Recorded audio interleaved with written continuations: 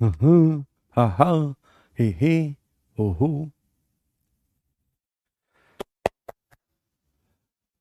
Hello hello hello, नमस्कार नमस्कार नमस्कार। Good evening good evening good evening everyone. Good evening good evening good evening everyone. नमस्कार नमस्कार नमस्कार। बहुत बहुत स्वागत है जी आप सभी का।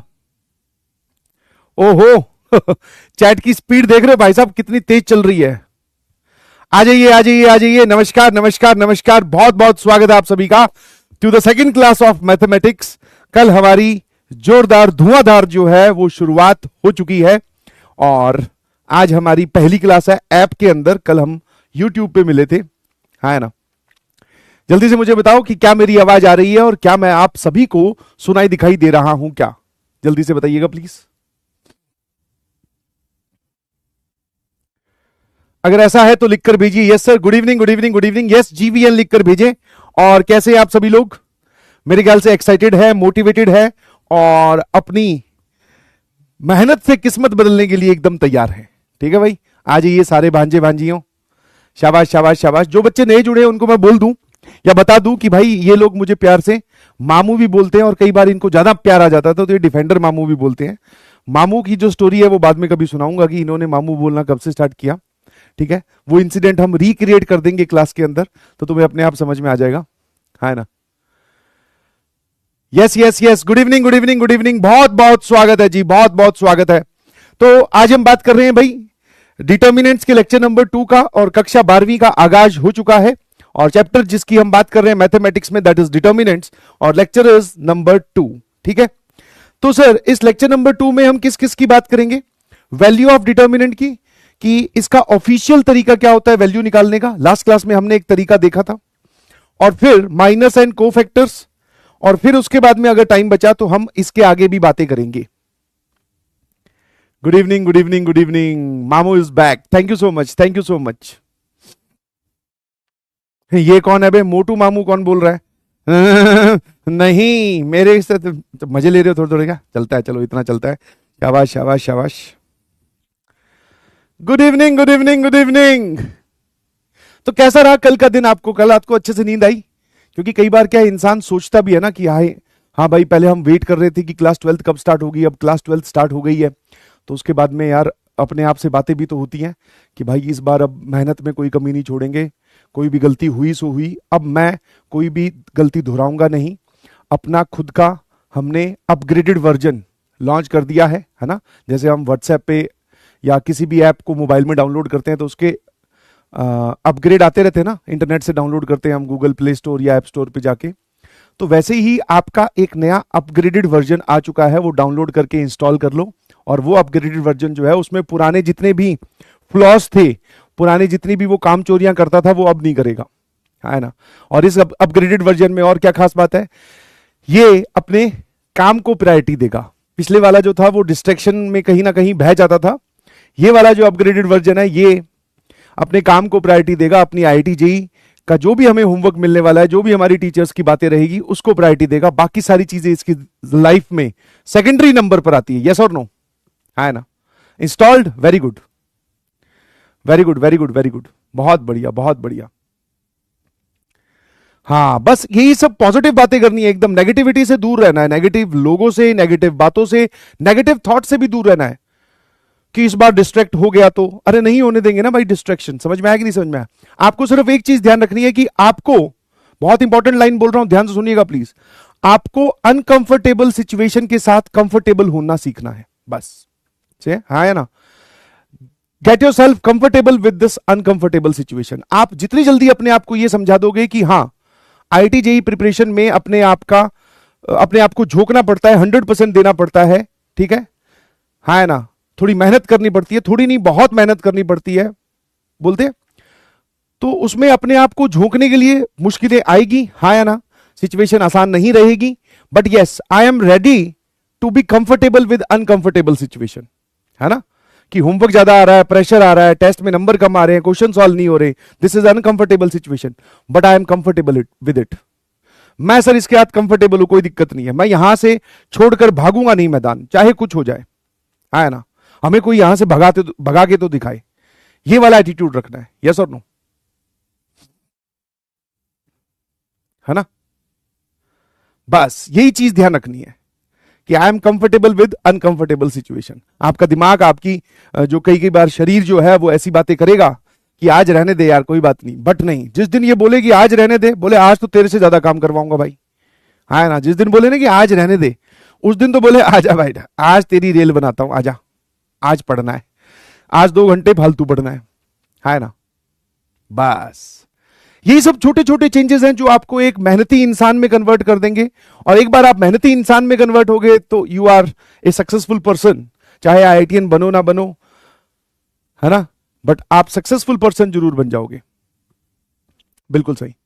स्लाइड मैप में यस, जहां पर आप डाउट पूछते हो उसमें थोड़ा ग्लिच है, ठीक है। आज मैं जो क्लास है वो घर से ले रहा हूं, तो स्लाइड मैप में थोड़ा सा ग्लिच है। आई hope you understand with this, ठीक है। आज मैं पोल कंडक्ट नहीं करवा पाऊंगा, तो आप चैट में आज के लिए आंसर दे दीजिएगा। नेक्स्ट क्लास से हम लोग स्लाइड मैप भी एक्टिवेट कर देंगे, जहां पे आप अपने डाउट्स पूछ पाएंगे। बट बिलीव यू मी, मेरे पास में बोलते ना ऐसी कुछ शक्तियां हैं कि मैं तुम्हारे डाउट समझ लूंगा, और जो भी डाउट्स होंगे चैट के थ्रू मैं आपके आंसर कर दूंगा, ठीक है। आज के लिए आप एडजस्ट कर लीजिए प्लीज। कुछ थोड़ा ग्लिच आया है, उसमें एक नया वर्जन डाउनलोड करना है, उसको एक्टिवेट करना होता है, तो इतना अभी टाइम बचा नहीं, हमारी क्लास का टाइम खा जाएगा, ठीक है। अगली क्लास से बिल्कुल। हाँ, पोल भी उसी में ही आता है, स्लाइड मैप मतलब पोल और डाउट पूछने की जगह। बहुत बढ़िया, बहुत बढ़िया, बहुत बढ़िया, शाबाश। तो मेरे ख्याल से आप लोगों ने कॉपी बना ली होगी अपनी, एक रफ कॉपी। लास्ट क्लास का मैंने आपको होमवर्क ये दिया था कि एक बार लेक्चर को रिवाइज कीजिएगा और अपनी फेयर नोटबुक बनाओ और साथ में रफ नोटबुक लेकर बैठिए, है ना। और मेरे ख्याल से आपने फेयर नोटबुक में चीजें नोट कर ली होंगी, और नोट करते वक्त ये भी बोला था कि सिर्फ कंसाइज फॉर्म में आपको चीजें नोट करनी है। जो बहुत ही बेसिक एग्जांपल्स हैं, जो एक बार सॉल्व करते ही आपको समझ में आ गए थे, उनको नोट करने की जरूरत नहीं है। अच्छे सवालों को सिर्फ नोट करना है, थ्योरी के पॉइंट्स को सिर्फ नोट करना है, समझ गए, है ना। Good good good. क्या हम आज की धुआंधार स्टार्ट कर सकते हैं? तो मैं आपको अपना पढ़ाने का तरीका बता दूं कि जब भी मेरी कोई क्लास खत्म होती है तो नेक्स्ट क्लास में जब मैं जाता हूं तो उससे पहले हम लोग क्या करते हैं, रिवीजन। और रिवीजन कैसे होती है? कई बार फॉर्मूला के थ्रू होती है, कई बार मैं वापस कॉन्सेप्ट समझा देता हूं, कई बार मैं आपसे क्वेश्चन पुट अप करता हूं, है ना। अब वो question true false, match the column, fill in the blanks, किसी भी टाइप के होते हैं। तो फटाफट हम पिछली क्लास की रिवीजन करते हैं, और आपको रिवीजन के नाम पे भाई इन सब सवालों के जवाब देने हैं फटाफट। Everybody should participate in this. Answer the following questions and this is last class का रिवीजन। इसको लिखना नहीं है, रिवीजन वाला पार्ट आपको लिखना नहीं है, ये आपके लिए वन टाइम वॉच है। एक बार देखा, आंसर किया, आगे बढ़े, ये लिखना नहीं है कॉपी में।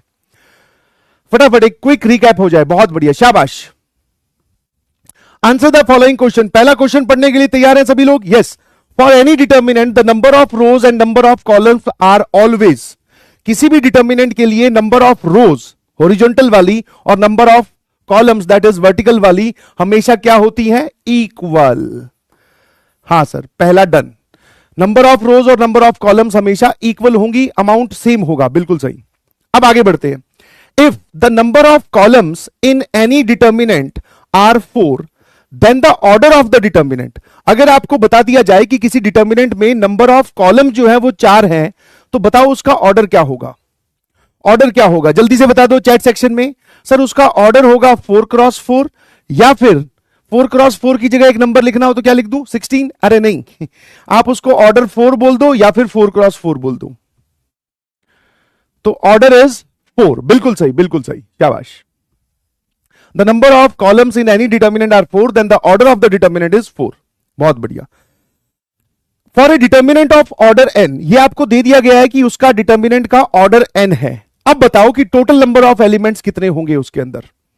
टोटल नंबर ऑफ एलिमेंट्स कितने होंगे दोस्तों? टोटल नंबर ऑफ एलिमेंट्स कितने होंगे सर? That is n²। उस डिटर्मिनेंट में टोटल n² एलिमेंट्स होंगे। फिर वो बोल रहा है the total number of diagonal elements. पहले ये बताओ डायगोनल एलिमेंट्स कौन से होते हैं? तो सर a i j अगर कोई एलिमेंट है तो उसको डायगोनल का एलिमेंट बोलने के लिए i और j की वैल्यू बराबर होनी चाहिए।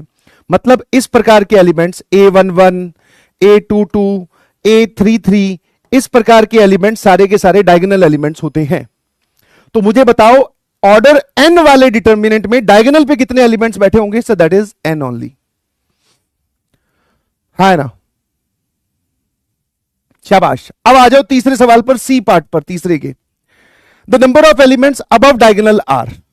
कि जब आप एक डिटर्मिनेंट बनाते हो तो उसमें यहां पर डायगोनल एलिमेंट्स होते हैं, इसके ऊपर और इसके नीचे दोनों बराबर इक्वल अमाउंट में प्रेजेंट होते हैं। तो ऊपर या नीचे वाले हिस्से में टोटल एलिमेंट्स होंगे कितने?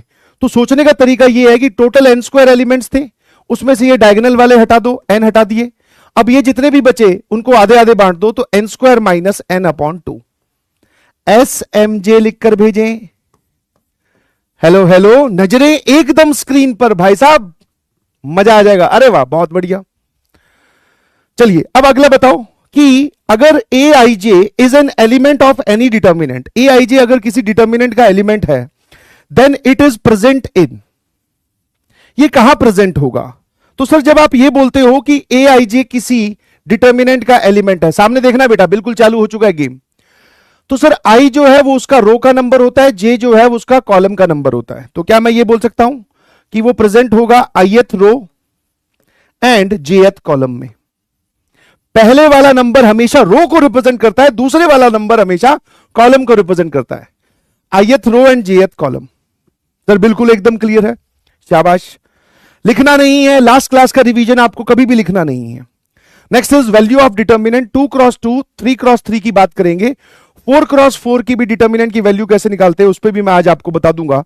बट 4x4 आपसे कोई पूछेगा नहीं, 1x1 is the element itself. तो बचे हमारे पास में दो ही variety, that is 2x2 and 3x3। कैसे निकालते हैं भाई वैल्यू 2x2 की? सर पहले डायगोनल वाले एलिमेंट्स को करो multiply, that is a11 multiplied by a22, फिर बीच में लगा दो माइनस, फिर इन दोनों को मल्टीप्लाई कर दो, that is a21 into a12।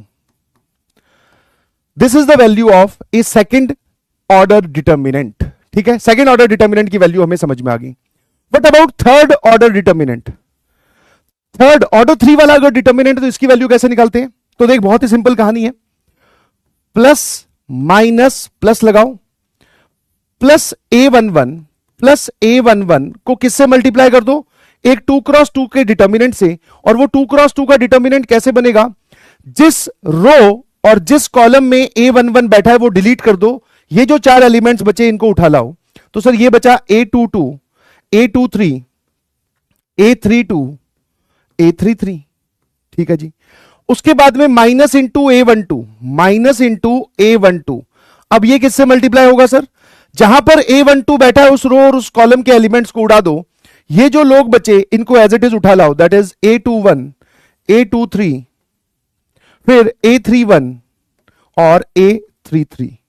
और लास्ट में आप बोल सकते हो, लास्ट में क्या बोल सकते हो जल्दी से बताओ? बहुत ही आसान सी चीज है यार, एकदम आसान है, प्लस a13।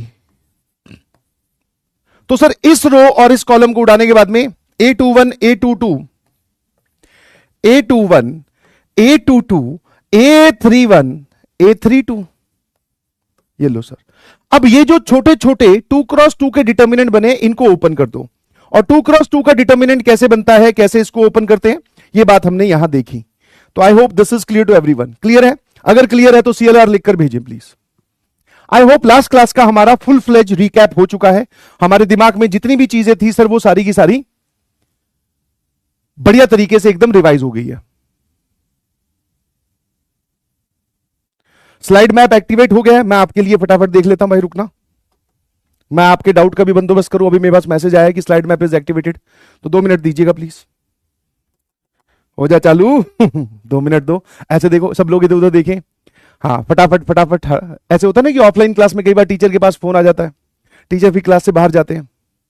ये फोन आने वाली कहानी से मुझे बहुत बढ़िया एक चीज याद आती है, अभी बताता हूं। Note 3 and category is JEE और बैच इज लक्ष्य जेई 2027। कहीं दिख रहा है क्या? बताना मुझे, कहीं दिखे तो।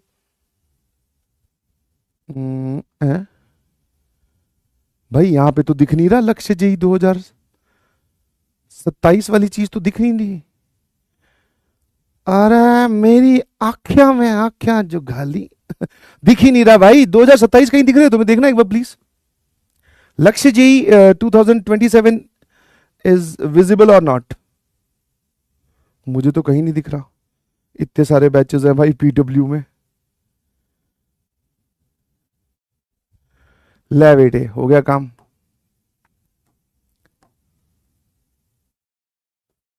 भाई नहीं दिख रहा मुझे, तो एक्टिवेट नहीं हुआ भैया, नहीं दिख रहा ना, 2027 कहीं नहीं दिखा, तो एक्टिवेट नहीं हुआ अभी।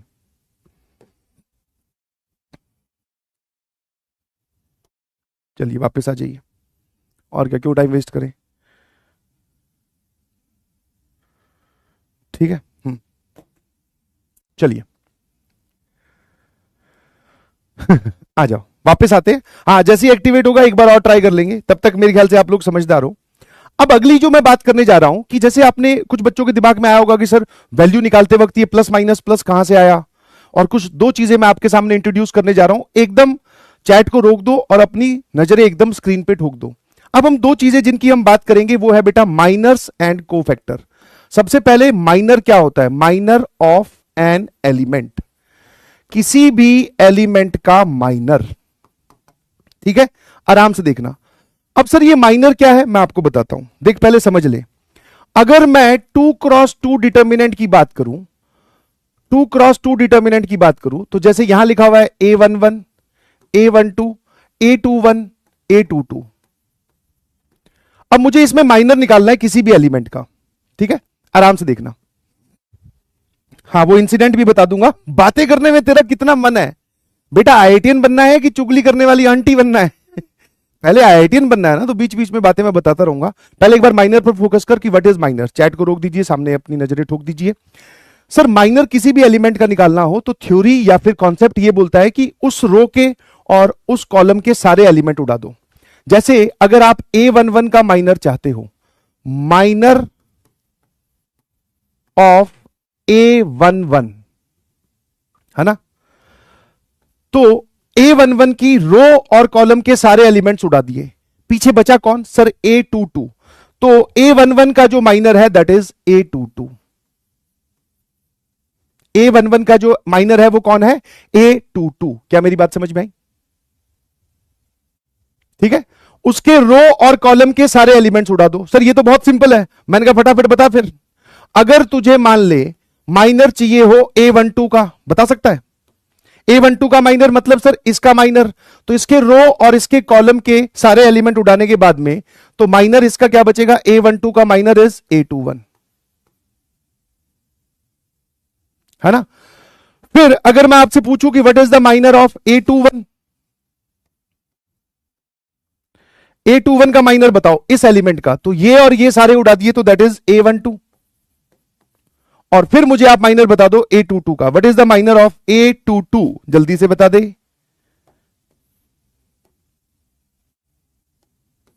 A22 का माइनर बता। तो सर जहां पर A22 बैठा है उसके और उसके एलिमेंट्स उठाने के बाद में we will left with A11। हमारे पास में A11 बचेगा। सर ये लो, क्लियर है ना? सबको क्लियर हो गया कि माइनर कैसे निकालते हैं?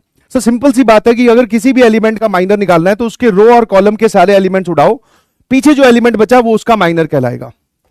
अब जरा देखना ये वाली पूरी चीज मैथमेटिक्स में कैसे लिखी जाएगी। माइनर को कैपिटल लेटर से डिनोट किया जाता है। माइनर ऑफ A11 मतलब कैपिटल M11। या तो मैं ये बात लिखूं या फिर सिंबॉलिकली मैं सिर्फ इतना लिख दूं, या तो ये पूरा लिखूं या फिर सिंबल के फॉर्म में कैपिटल M11 लिख दूं, मतलब मैं A11 के माइनर की बात कर रहा हूं। ये क्या हो गया सर? M21 मतलब minor of element 12, minor of element A12। Minor of element A21 कैसे डिनोट करेंगे और माइनर ऑफ एलिमेंट कैसे डिनोट करेंगे? कितने लोगों को माइनर क्लियर है ये बताओ, है ना? कितने लोगों को माइनर क्लियर है जल्दी से बताइए प्लीज। कितने लोगों को माइनर एकदम क्लियर है ना? अब जैसे ही मैंने माइनर बताया तो बच्चे के दिमाग में डाउट आया, बोलेगी सर ये सब तो चलो ठीक है, एलिमेंट सर ये 2x2 वाला तो ठीक है, अगर हमारे पास में डिटर्मिनेंट होता 3x3 का, अब माइनर कैसे बताएंगे? मैंने कहा काहे टेंशन लेता है इतनी।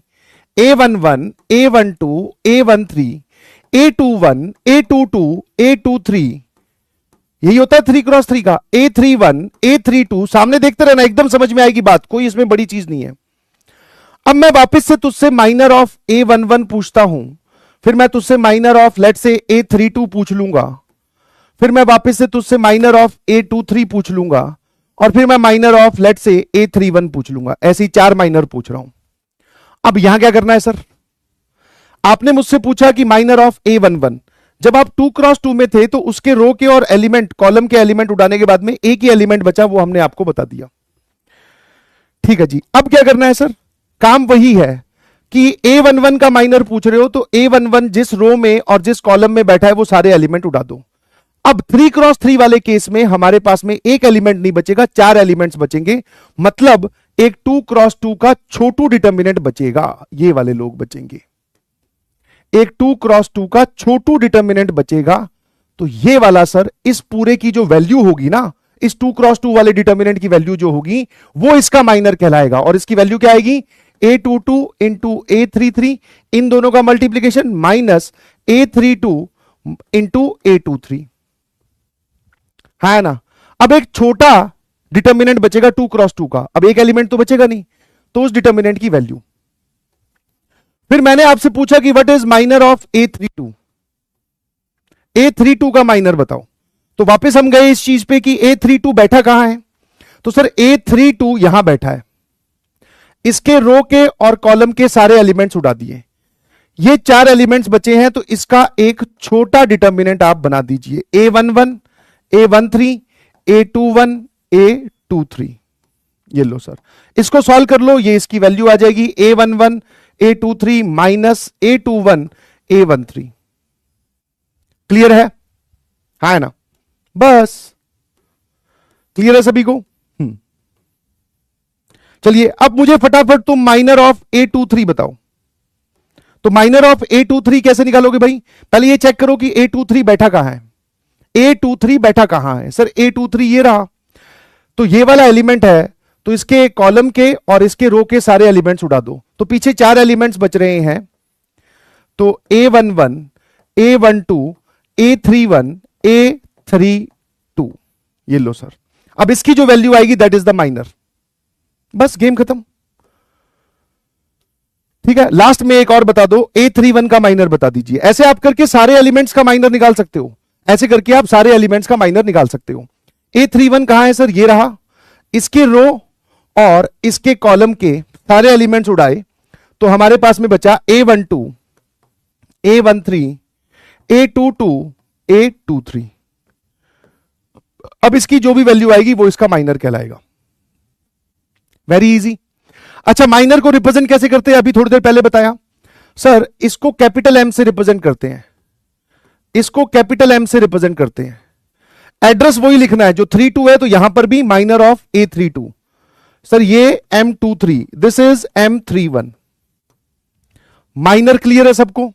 तो सर इसके मुझे एक सिंपल सा जवाब बताओ, इसमें अगर 9 एलिमेंट्स है 3x3 वाले डिटर्मिनेंट में, अगर हमारे पास में 9 एलिमेंट्स है तो माइनर कितने होंगे, अगर हमारे पास में 9 एलिमेंट्स है तो माइनर कितने होंगे, ये बताओ जल्दी से, CLR लिखकर भेजो।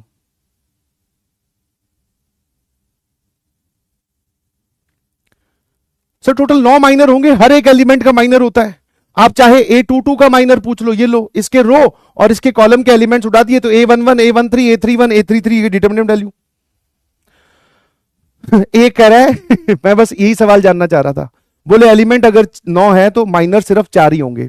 अरे 4 मैंने एग्जाम्पल के लिए लिखे हैं बेटा, ऐसे तो मैं माइनर तुझसे ये भी तो पूछ सकता हूं, व्हाट इज M22, मतलब A22 का माइनर, तो ये ले, तो सर वो कितना आ जाएगा, determinant value of A11 A13 A31 A33। हर एक एलिमेंट का माइनर होता है, 9 एलिमेंट्स है तो 9 उनके माइनर होंगे। बहुत बढ़िया।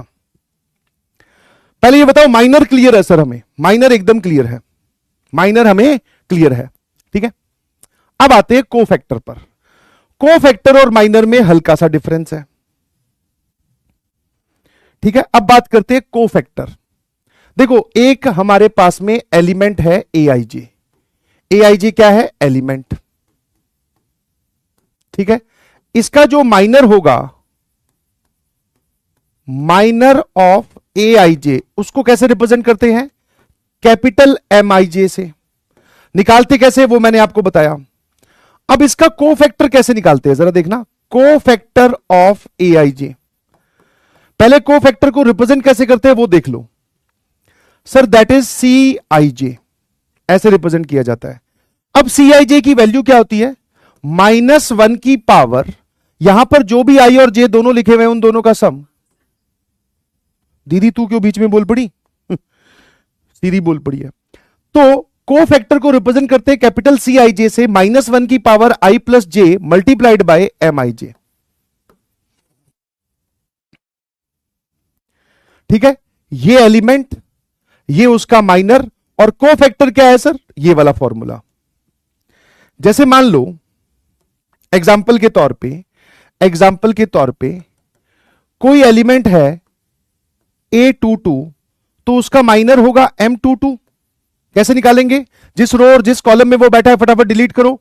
पीछे अगर एक एलिमेंट बचता है 2x2 के केस में तो वो एक एलिमेंट हमारा जवाब है। 3x3 के केस में अगर 4 एलिमेंट्स बचते हैं तो उसका एक छोटा डिटर्मिनेंट बनाएंगे, उस डिटर्मिनेंट की जो वैल्यू आएगी वो हमारा माइनर है। ठीक है सर, माइनर निकाल लिया। नाउ फटाफट बताओ इसका को फैक्टर क्या होगा? रिप्रेजेंट किया जाएगा C22 से, -1 की power i plus J that is 2 + 2 into minor of M22। Sir -1 की पावर 4, ये इवन नंबर पावर में है -1 की, तो ये +1 हो जाएगा। तो इस केस में माइनर और को फैक्टर बराबर आएंगे। अगर मान लो इसी प्रकार एक एलिमेंट है A32, तो उसका जो माइनर होगा वो होगा M32। अब इसका जो को फैक्टर होगा वो होगा C32, जो कि लिखा जाएगा -1 की पावर 3 + 2 इंटू M32, है ना? तो मुझे ये बताओ कि -1 की पावर 5, -1 की पावर ऑड नंबर है तो वो आएगा माइनस साइन बाहर, और ये हो जाएगा M32। कितने लोगों को बात समझ में आ गई? तो जो को फैक्टर है या तो वो माइनर के बराबर है या फिर वो उसके नेगेटिव साइन से, मतलब माइनर को नेगेटिव साइन से मल्टीप्लाई कर दो, फिर आपको को फैक्टर मिलेगा। अब मैंने कहा यार ये कैसे हो रहा है, मतलब एक बार माइनस साइन आ रहा है एक बार सेम आ रहा है, ऐसा क्यों? तो एक बच्चे ने बोला कि सर ये जो एलिमेंट आप लिखते हो ना Aij, अगर i प्लस जे का सम ऑड आता है तो को फैक्टर और माइनर अपोजिट साइन के होंगे, कि आपको माइनर को माइनस साइन से मल्टीप्लाई करना पड़ेगा। और अगर i प्लस जे इवन आ जाता है, i प्लस जे अगर इवन आ जाता है तो फिर माइनर और को फैक्टर सेम होंगे। कोई दिक्कत तो नहीं है सर? गेम खत्म। अब मैं यहां पर किसी का भी माइनर पूछ लूं, अब मैं यहां पर को फैक्टर पूछ रहा हूं, जल्दी से बताओ व्हाट इज को फैक्टर ऑफ 11? C11 क्या होगा सर? वो M11 के ही बराबर होगा। कारण क्योंकि यहां पर एक फैक्टर आया बीच में जो कि मैंने लिखा नहीं, -1 की पावर 1 + 1 M11, तो ये आ जाएगा M11। अब मुझे बताओ व्हाट इज को फैक्टर ऑफ C12? इस एलिमेंट का को फैक्टर क्या है? तो -1 की पावर 1 + 2 इंटू M12, तो ये कितना आ जाएगा? -1 की पावर 3 दैट इज माइनस, तो ये आ गया M12। फिर यहां पर भी बता सकते हो, हां sir, C21 that is minus times M21 और C22 is M22।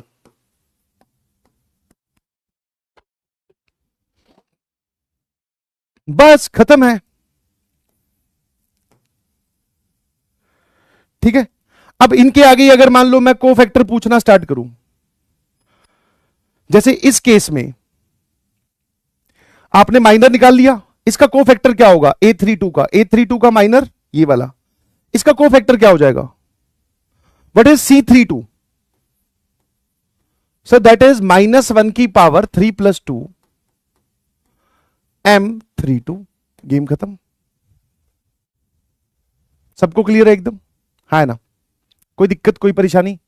I hope कोई दिक्कत कोई परेशानी नहीं होगी। अब आप मुझे फटाफट इस सवाल का जवाब दो, आराम से बिना डरे। राइट द को factors of the elements of this determinant. इस डिटर्मिनेंट के सारे एलिमेंट्स का को फैक्टर लिखिए प्लीज। इस डिटर्मिनेंट के सारे एलिमेंट्स का को फैक्टर लिखिए। इस डिटर्मिनेंट के सारे एलिमेंट्स का को फैक्टर लिखिए। या पहले एक बार छोटे पे चलें? सर छोटे पे देख लो 2x2 के लिए जल्दी से। मेरे ख्याल से तो वैसे कोई जरूरत नहीं है। मान लेते हैं हमारे पास कोई डिटर्मिनेंट है दैट इज 2 -1 -3 एंड 4।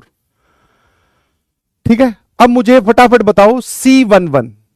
C11 मतलब सर को factor of this element. This is को फैक्टर ऑफ 2।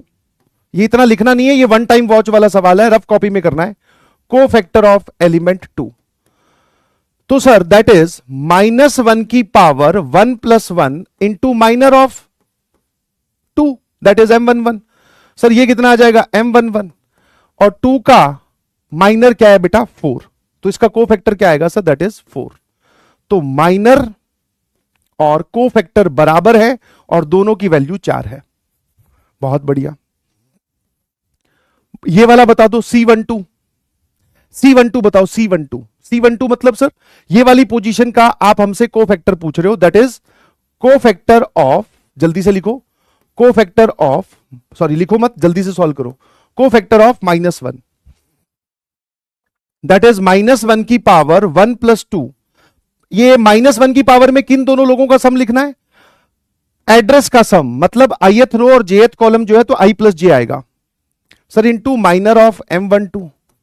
तो मैंने कहा देख ये वाली वैल्यू कितनी आएगी, -1 की power 3, that is -1 multiplied by m12 कितना है ये बताओ, मतलब सर इसका माइनर इज -3, तो यहां पर इसका माइनर आ गया -3, पूरा आंसर हो जाएगा सर +3, पूरा आंसर +3 आएगा, -3 मत बोल देना भाई। बस अब थोड़ा काम को जल्दी से करते हैं, that is what is C21, तो सर ये आएगा +1। हाँ, व्हाट इज C22, तो सर ये आ जाएगा 2। देखना जरा ठीक लिखा क्या, निकालना आ गया। 2 × 2 के लिए सर हमें माइनर भी निकालना आ गया और को फैक्टर भी निकालना आ गया।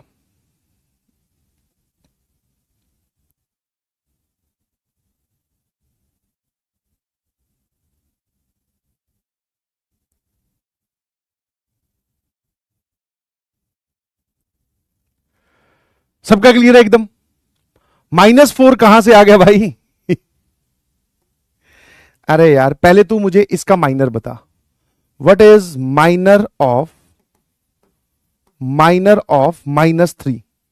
अब -3 कौन सी पोजीशन है सर, ये पोजीशन है m21, ठीक है। तो m21 कितना होगा सर, इसको हटाओ, तो ये और ये हटाने के बाद में बचा -1। अब को फैक्टर ऑफ C21 बताओ, तो -1 की power 2 + 1 into minor that is -1, -1 की power 3 that is -1 into -1, sir ये वैल्यू आ जाएगी +1, है ना, गेम खत्म। चलिए अब यही काम आप यहां पे कीजिए, फटाफट रो 1 के सभी एलिमेंट्स का पहले माइनर बताओ, रो 1 के सारे एलिमेंट्स का माइनर बताइए, ठीक है। मैं आपसे लिख देता हूं, ध्यान रखना, ये वाली पोजीशन है A11, ये वाली पोजीशन है A12 और ये वाली पोजीशन है A13। तो यहां से शुरू करते हैं, माइनर ऑफ A11, और A11 कितना है सर, दैट इज 2, जिसको हम बोलेंगे कैपिटल M11। तो ये माइनर कितना आएगा सर, इसको और इसको हटाने के बाद में ये 4 की डिटर्मिनेंट वैल्यू, पूरा एकदम स्टेप वाइज बता रहा हूं, ध्यान से देख लेना please. 4 - 1 6 and 8, 8 into 4 that is 32, minus के बाद में इन दोनों का मल्टीप्लीकेशन -6, तो ये आ जाएगा सर 38। बहुत बढ़िया। फिर मुझे आप बताइए माइनर ऑफ अगला एलिमेंट दैट इज A12, और A12 कितना एलिमेंट है सर 3, तो मतलब मैं माइनर ऑफ 3 पूछ रहा हूं आपसे, तो इसको लिखा जाएगा M12, क्योंकि जो भी एड्रेस है वही यहां पे माइनर के नीचे लगेगा। और सर आप हमसे इस एलिमेंट का माइनर पूछ रहे हो, इस एलिमेंट का माइनर पूछ रहे हो, तो रो और कॉलम डिलीट किया, ये 4 एलिमेंट्स बचे 1 - 1 5 एंड 8, 1 - 1 5 एंड 8। चलिए जी ये बताओ कितना आ गया sir, this is 8 minus of -5। गलती माइनस प्लस साइन की गलती करनी नहीं है भाई, कुछ लोग माइनर में ही प्लस माइनस लगा दे रहे हैं, अभी मैंने को फैक्टर तो पूछा ही नहीं है ना। अब यहां से मुझे बताओ व्हाट इज C11, को फैक्टर ऑफ 11, और फिर मुझे बताओ को फैक्टर ऑफ 12, जल्दी से बताओ। तो सर को फैक्टर में कुछ नहीं, -1 की पावर 1 + 1 इंटू माइनर की वैल्यू दैट इज 38, तो सर ये 38 ही आ जाएगा। सर यहां पर कितना होगा, -1 की पावर 1 + 2 इंटू जो माइनर की वैल्यू आ रही है दैट इज 13, तो ये आ जाएगा सर -13। शुरू हो जाइए। तो माइनर ये है, को फैक्टर ये है, माइनर ये है, कोफैक्टर ये है। आप ध्यान से अगर ऑब्जर्व करोगे तो i प्लस जे का सम अगर इवन आता है तो माइनर और कोफैक्टर बराबर होते हैं, और i प्लस जे का सम अगर ऑड आता है तो माइनर और कोफैक्टर में एक नेगेटिव साइन का डिफरेंस होता है। अब मुझे डायरेक्टली बताइए, डायरेक्टली अब मैं पूछ सकता हूं भाई डायरेक्टली, व्हाट इज C13? तो -1 की पावर 1 + 3, और C13 कौन सी पोजीशन है? ये वाली। तो ये और ये डिलीट कर दो। 1 4 1 4 5 6 इसकी डिटर्मिनेंट वैल्यू सर ये कितना आ जाएगा? 6 - 20, तो सर ये आ जाएगा -14। तो माइनर की वैल्यू इज -14, तो सर ये लिखा हुआ है -14। क्लियर है? क्या आपको सबका कोफैक्टर निकालना आ गया? अब रैंडमली पूछ रहा हूं भाई, फटाफट मुझे इसका कोफैक्टर बताओ, इस पोजीशन का cofactor. What is C22? That means this is cofactor of A22 जो कि 4 है। इस 4 का कोफैक्टर बताइए, इस 4 का कोफैक्टर बताइए। क्या करोगे? क्या करोगे सर? इसके रो और इसके कॉलम के सारे एलिमेंट उड़ा दिए। 2 2 5 8, तो -1 की पावर 2 + 2 करना मत भूलना, इनटू इसका जो माइनर है दैट इज 2 2 5 8।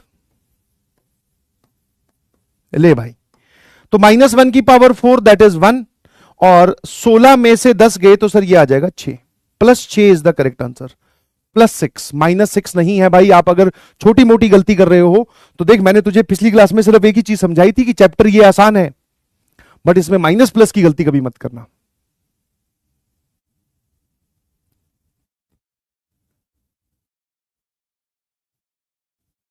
जल्दी से बताओ। हां सर क्लियर है, ठीक है भाई। चलिए अब एक काम करते हैं सर, इन सबके कोफैक्टर लिख देते हैं, है ना? हाँ, सबके कोफैक्टर आपके समझने के लिए फटाफट मैं सबके कोफैक्टर लिख दे रहा हूं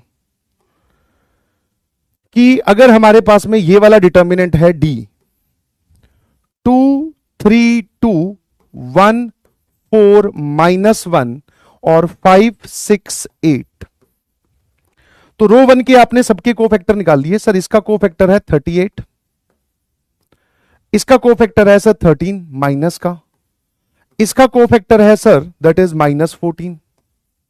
ठीक है, उसके बाद में अब आते हैं सर इसके कोफैक्टर पे। तो 1 का जो कोफैक्टर होगा दिस इज A21, ये और ये हटाया 24 -12, तो ये आएगा 12, इसका कोफैक्टर आएगा -12। -12 क्यों आया जल्दी से बताओ? -12 क्यों आया इस पोजीशन का? सर ये पोजीशन कौन सी है? A21, second row first column. तो -1 की पावर 2 + 1, तो -1 की पावर 3 दैट इज -1। तो जो भी इसके माइनर की वैल्यू होगी उसको एक और माइनस साइन से मल्टीप्लाई करना है। और 4 का कोफैक्टर कितना निकाला था आपने अभी? सो दैट इज 6, तो 4 का कोफैक्टर इज 6, और -1 का कोफैक्टर बता दे भाई। ये और ये हटाया, 12 में से 15 गए -3, तो ये आएगा +3, क्योंकि ये पोजीशन है A23। ठीक है ना? बिल्कुल सही। अब आ जाओ सर यहां पर 5 का कोफैक्टर बताओ, तो इसका माइनर बता दो। ये और ये हटाया तो -3 -8, तो -11 हो गया, और इसकी पोजीशन कौन सी है? A31, तो सर यही आपका ये रहेगा -11। फिर सर यहां आ जाओ 6 का कोफैक्टर बताओ, तो ये और ये डिलीट किया, 2 2 1 -1, तो -2 तो -4 आ रहा है, इसकी पोजीशन है A32, तो सर यहां पर आएगा +4, क्योंकि -4 को एक और माइनस साइन से मल्टीप्लाई करना है। चलिए अब आ जाइए सर A33 पर, ये और ये डिलीट किया, 2 3 1 4, 8 में से 3 गए तो ये आ गया 5, तो ये आएगा +5। क्या ये बात क्लियर है? अब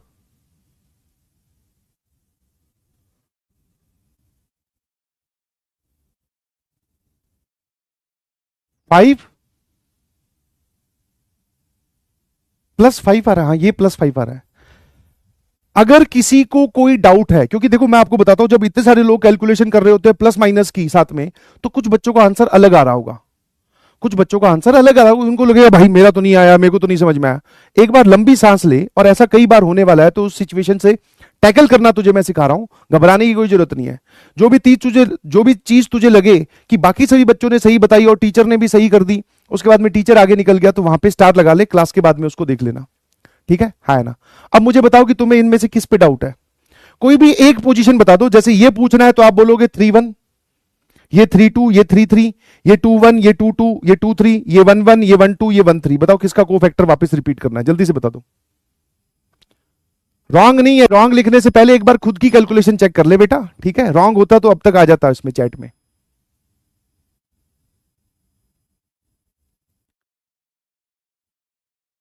A31 का पूछ रहे हैं बच्चे, बहुत बढ़िया।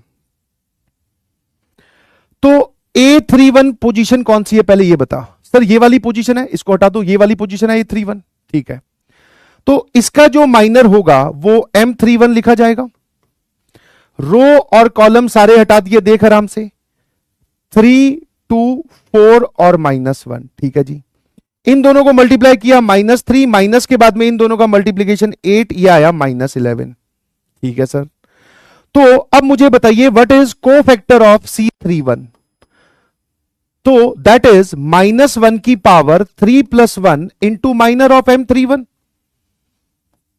तो लो भाई, -1 की पावर 4 दैट इज 1, और M31 की वैल्यू आई है -11, तो ये वाली पूरी वैल्यू -11 हो गई, वही मैंने यहां लिखी है, ठीक है?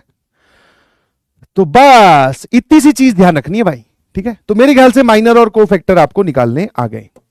फटाफट एक बार फॉर्मली डिफाइन कर दिया।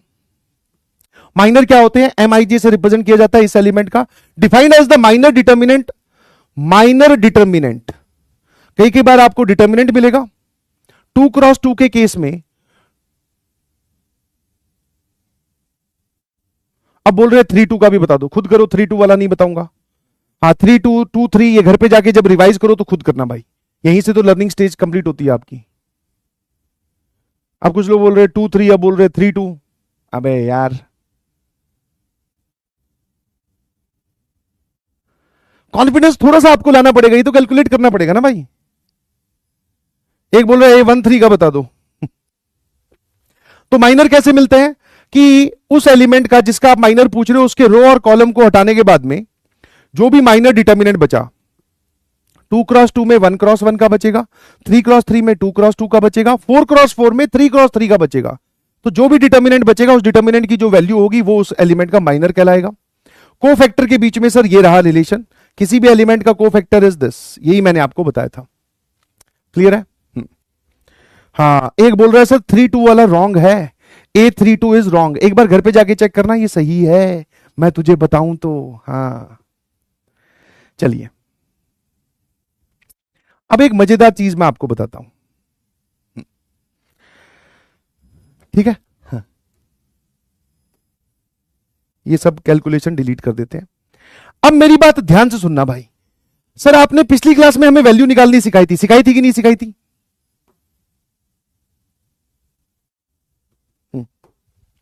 आपने पिछली क्लास में वैल्यू निकालनी सिखाई कि नहीं सिखाई डिटर्मिनेंट की? हाँ है ना? तो किसी भी डिटर्मिनेंट की वैल्यू क्या होती है वो बता दूं।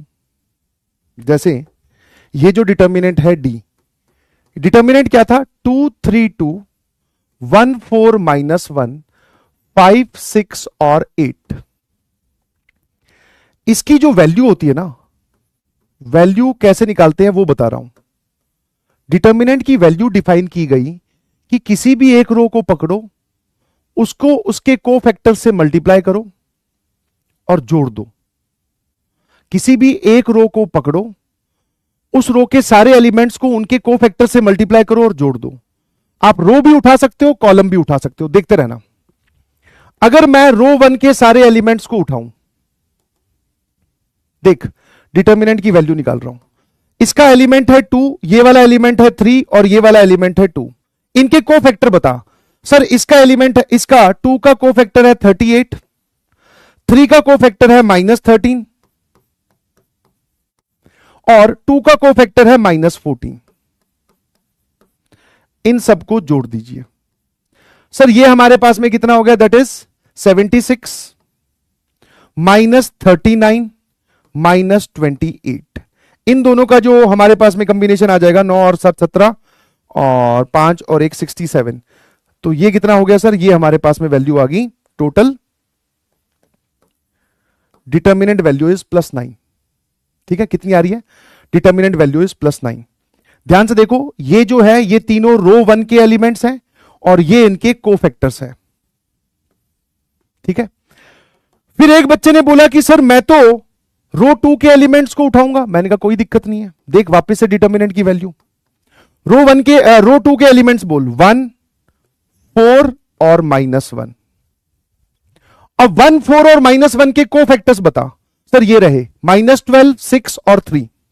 तो इसको मल्टीप्लाई किया -12 से, 4 का कोफैक्टर है 6 और इसका कोफैक्टर है 3। ये जो भी वैल्यू आएगी, ये -1 है, इसको 3 से मल्टीप्लाई किया, इन सबको जोड़ दो। तो सर ये आ रहा है -12 + 24 - 3। सर ये लिखा हुआ है 12 - 3 दैट इज 9। हाँ है ना? समझ पा रहे हो नहीं समझ पा रहे हो? हाँ, वापस फिर एक बच्चे ने बोला सर अब की बार तो मैं रो ये वाली उठाऊंगा, तीसरी रो। मैंने कहा ठीक है, तेरी इच्छा है। उसने डिटर्मिनेंट वैल्यू कैसे निकाली? उसने तीसरी रो के एलिमेंट उठाए। एलिमेंट कौन कौन से हैं? 5 6 और 8। अब 5 6 और 8 के कोफैक्टर्स आपको दिख रहे हैं। तो 5 का कोफैक्टर है -11, 6 का कोफैक्टर है 4 और 8 का कोफैक्टर है जी 5। तो एलिमेंट्स को कोफैक्टर से मल्टीप्लाई करके जोड़ दो। So this is -55 + 24 + 40। ये कितना आ रहा है भाई? ये आ रहा है सर आपके पास में 64 और -55। तो 64 माइनस का 55 सर ये वैल्यू कितनी आ रही है? 9। हाँ है ना? हाँ ठीक है। अब एक बच्चे ने बोला कि सर रो क्यों, कॉलम भी तो ले सकते हैं। मैंने कहा बिल्कुल कॉलम भी ले सकते हैं। तो अब की बार उसने क्या किया? ये वाला कॉलम लिया। ठीक है, अब जरा देखना कॉलम। अब उसने डिटर्मिनेंट की वैल्यू फिर निकाली। एलिमेंट्स कौन कौन से? 2 1 5, 2 1 और 5। अब 2 1 5 के कोफैक्टर बता यहां से, इस कॉलम के 38 -12 -11। यहां लिख लेते हैं। आजा आजा आजा। कॉलम कौन कौन सा लिया आपने? कॉलम 1 2 1 5। ठीक है, और 2 का कोफैक्टर है 38, 1 का कोफैक्टर है -12 और 5 का कोफैक्टर है -11। लो जी जोड़ दो। सर ये वापस से 76 -12 -55। सर ये हमारे पास में हो गया 76 -67। ये वैल्यू फिर से 9। हाँ है ना? फिर सर मैं तो अगला कॉलम 2। मैंने कहा बिल्कुल सही। कॉलम 3 बिल्कुल सही। आप चेक करो कॉलम 2 कॉलम 3 फटाफट चेक करो, सबकी वैल्यू आ रही है। तो ये जो ऑफिशियली मैंने कल आपको वैल्यू निकालनी सिखाई थी, वो जो आप ऊपर प्लस माइनस प्लस लगा रहे थे, वो और कुछ नहीं था बेटा। वो आप उस को फैक्टर में जो सिंबल आता है ना -1 की पावर i + j, वो वही था। हाँ, कॉलम 2 कॉलम 3 चेक करो फटाफट। आपके पास में मैंने बोला था ना पेपर मतलब क्लास अटेंड करते वक्त आपके पास में एक रफ कॉपी होनी चाहिए। सर कॉलम 2 और कॉलम 3 के कोफैक्टर्स को उन्हीं के एलिमेंट से मल्टीप्लाई करके अगर हम जोड़ दें तो मैंने कहा देख ले सेम आंसर आएगा 9। अभी तो और जादू आएगा। तो एक डिटर्मिनेंट की वैल्यू निकालने के हमारे पास में टोटल कितने तरीके हो गए? 6 तरीके। 6 तरीके कौन कौन से? सर आप रो 1 के एलिमेंट उठाओ, उनके कोफैक्टर से उसको मल्टीप्लाई करो, जोड़ दो। रो 2 रो 3, या फिर कॉलम 1 कॉलम 2 कॉलम 3। आप इनमें से 6 समझ गए? कोई बच्चा बोले सर मैं तो ये, कोई बच्चा बोले सर मैं तो ये, कोई बच्चा बोले मैं तो ये, कोई ये कोई ये कोई ये। टोटल हमारे पास में 6 तरीके। डिटर्मिनेंट की वैल्यू हमेशा सेम रहेगी। डिटर्मिनेंट की वैल्यू हमेशा क्या रहेगी? सेम। अपना दिमाग मत लगाओ। सर डायगोनल के एलिमेंट्स भी ले सकते हैं क्या? नहीं, नो, नकुरे, ना ना ना। तो एक डिटर्मिनेंट की वैल्यू निकालने के हमारे पास में टोटल 6 तरीके होते हैं।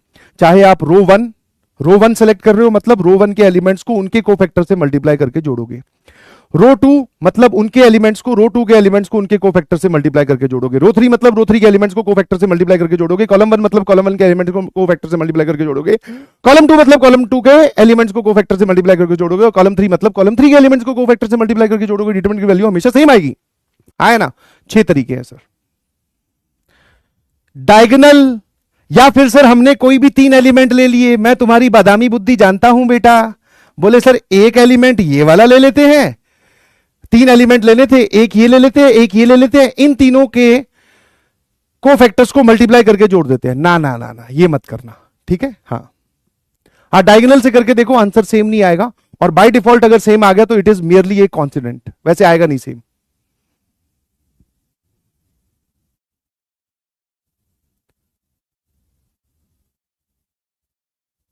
है ना, ठीक है। हाँ चलिए, अब थोड़ा सा पिछली क्लास में अगर चलें तो पिछली क्लास तक, जैसे मैं आपसे अगर पूछूं, पिछली क्लास तक जो आप ये वैल्यू निकाल रहे थे, जो आपको डायरेक्टली रटवाई गई, अब मुझे नहीं पता किसने रटवाई, आई डोंट नो। जैसे मान लो मैं आपको ये डिटर्मिनेंट दे रहा था, तो आप इसकी वैल्यू कैसे निकाल रहे थे, एक बार बताना, बताओ बताओ बताओ, सोचो। सर हम इस पे प्लस माइनस प्लस लगा रहे थे, ये प्लस कहां से आया, क्योंकि इसकी पोजीशन है A11, तो -1 की पावर 1 + 1 करेगा तो ये प्लस साइन ही आएगा, +1 आएगा। इसकी पोजीशन है A12, तो -1 की पावर 1 + 2 करेगा तो ये माइनस साइन ही आएगा, और इसकी पोजीशन है A13, तो ये सर प्लस ही आएगा। अब समझ में आया कि ये प्लस माइनस प्लस कहां से आया। अच्छा, उसके बाद में और क्या बोला था, देख देख देख सर, +2 मल्टीप्लाइड बाय, सर ये और ये हटा दो, यही तो बोला था, तो 4 - 1 6 और 8।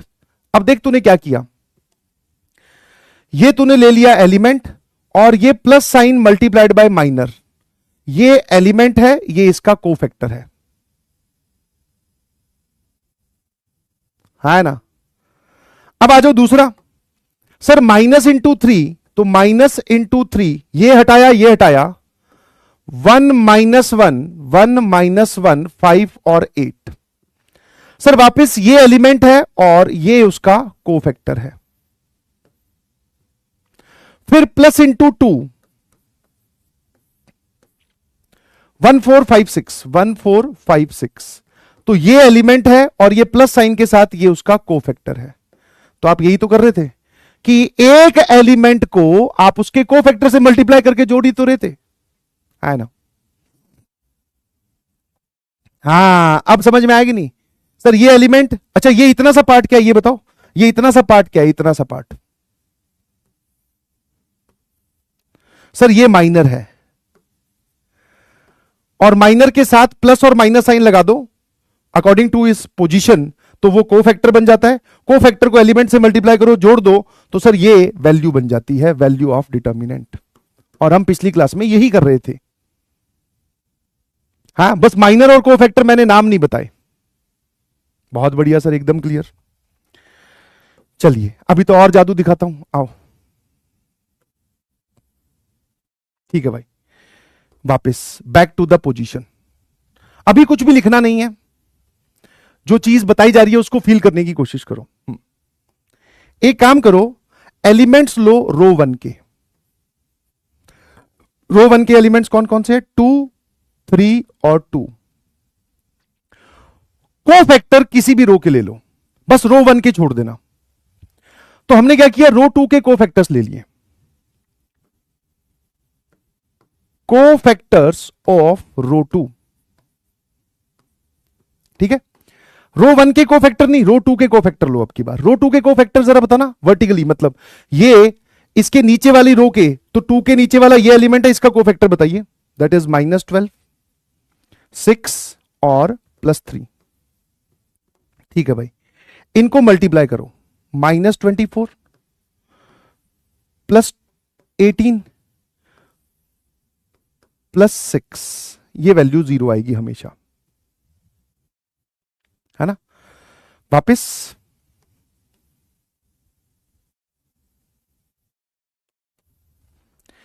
एलिमेंट्स अब की बार ले लो आप रो 1 के, कोफैक्टर ले लो रो 3 के। एलिमेंट्स रो 1 के कौन कौन से, 2 3 2।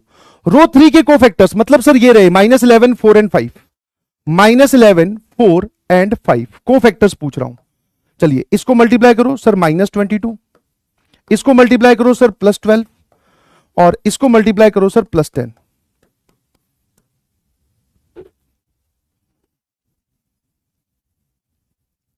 A12 का कोफैक्टर रॉन्ग है। अभी 2 3 2 रो 1 के एलिमेंट्स हैं, इसके नीचे वाली रो के कोफैक्टर लेने हैं, तो नीचे वाली रो के कोफैक्टर है -12 6 एंड 3। ठीक है, फिर सर एक काम करते हैं, रो 3 के एलिमेंट्स ले लेते हैं और कोफैक्टर ले लेते हैं, कोफैक्टर ऑफ रो 2 या रो 1 let's say.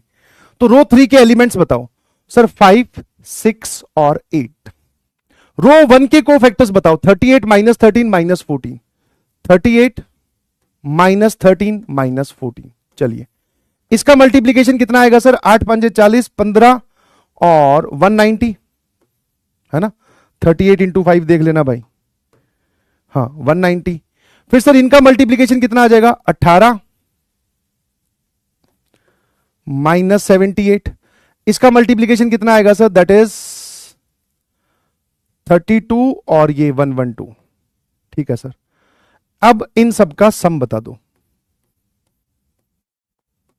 That some is 0। है ना। तो अब यहां से मुझे एक बात बोलनी हो तो क्या बोलूंगा कि भाई दो कंक्लूजन है, ठीक है ना। h की पावर 4, कोई भी रो, देख इधर जल्दी से, कोई भी रो के एलिमेंट्स को उनके कोफैक्टर से मल्टीप्लाई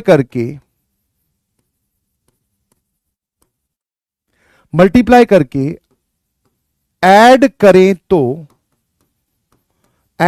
तो वैल्यू ऑफ डिटर्मिनेंट आती है, वैल्यू ऑफ डिटर्मिनेंट आती है। ठीक है भाई, कि किसी भी रो के एलिमेंट्स को उनके कोफैक्टर से मल्टीप्लाई करके ऐड कर दो तो वैल्यू ऑफ डिटर्मिनेंट क्या आती है, हमें वैल्यू ऑफ डिटर्मिनेंट मिल जाती है। या फिर आप ये भी कर सकते हो, कोई भी रो नहीं, आप उसमें साथ में एक चीज और ऐड कर लो, कोई भी रो या फिर कॉलम, कोई भी रो या फिर कॉलम भी ले सकते हो। कोई भी रो या कॉलम आप पिक करो, उनको उनके कोफैक्टर से मल्टीप्लाई करके जोड़ोगे तो we will get value of determinant. ठीक है सर, ठीक है। अब अगली जो बात है वो ध्यान से देखना, कोई भी रो और कॉलम के एलिमेंट्स को किसी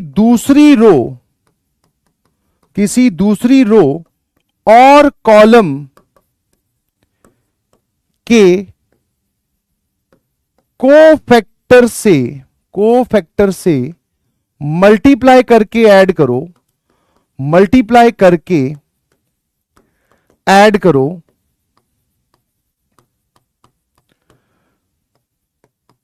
तो वैल्यू 0 आती है।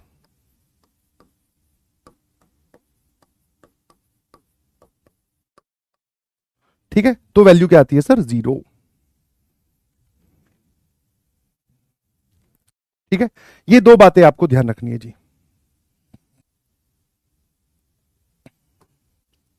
ठीक है, बताओ सर, इंग्लिश में लिखो, इंग्लिश में भी लिखा हुआ है, घबरा मत। और यहां पे हमारे पास में 3 रो और 3 कॉलम है, मतलब टोटल हमारे पास में 6 हो गया। तो डिटर्मिनेंट की वैल्यू निकालने के 6 तरीके हो गए सर, किसी भी रो को पिक कर लो, किसी भी कॉलम को पिक कर लीजिए, उसके कोफैक्टर से मल्टीप्लाई करके जोड़ दीजिए। फिर किसी भी रो को उठाओ, किसी दूसरे रो के कोफैक्टर से मल्टीप्लाई करके जोड़ दो, वैल्यू 0 आएगी। अब तेरे दिमाग में जो डाउट आ रहा है कि सर एलिमेंट तो हम रो के ले लें और कोफैक्टर किसी दूसरे कॉलम के ले लें, तो वहां से कोई भी एक सिग्निफिकेंट जवाब या फिर ऐसे कमेंट करने वाला जवाब नहीं आएगा कि वैल्यू क्या आएगी। तो वो क्या है सर, वो कुछ नहीं, वो एक इल्यूजन है, वो एक स्वीटी थिंग है ना कि सर हमने अलग आउट ऑफ द बॉक्स सोचा कि सर एलिमेंट तो रो के उठा लेते हैं, कोफैक्टर कॉलम के उठा लेते हैं, उनको मल्टीप्लाई करके जोड़े तो क्या होगा वो बताओ, तो कुछ भी आंसर आ सकता है। ठीक है, तो कुछ भी आंसर आ सकता है। ठीक है, चलिए जी, I hope you got my point. ऐसा हो क्यों रहा है वो भी बहुत सिंपल है कि ये वैल्यू जीरो क्यों आ रही है। अच्छा, ये मत सोचना कि सर डिटर्मिनेंट की वैल्यू ये क्यों आ रही है, ऐसे क्यों आ रही है, बिकॉज डिटर्मिनेंट मैंने क्या बोला था, नई दुनिया है। तो पहले इसका स्ट्रक्चर डिफाइन हुआ, फिर इसकी वैल्यू कैसे निकालनी है वो सब डिफाइन हुआ, तो ये वैल्यू निकालने का एक्चुअल एक्सप्लेनेशन है। आज के बाद आप कोई भी डिटर्मिनेंट अगर ओपन करोगे, तो अगर आप रो 1 के अलोंग जाना चाहते हो तो एलिमेंट्स के ऊपर प्लस माइनस प्लस साइन लगाना है। अगर आप रो 2 के अलोंग जाना चाहते हो तो उनके ऊपर माइनस प्लस माइनस लगाना है। रो 3 के अलोंग जाना चाहते हो तो उनके ऊपर प्लस माइनस प्लस लगाना है। तो मैं अगर आपसे पूछूं कि ये सब साइन कहां से आ रहे हैं, तो ये भाई वही है, -1 की पावर में उनके ऊपर पोजीशन, मतलब -1 की पावर में i प्लस जे कर, है ना। फिर आप कॉलम 1 के अलोंग भी जा सकते हो, कॉलम 2 के अलोंग भी जा सकते हो, कॉलम 3 के अलोंग भी जा सकते हो, है ना।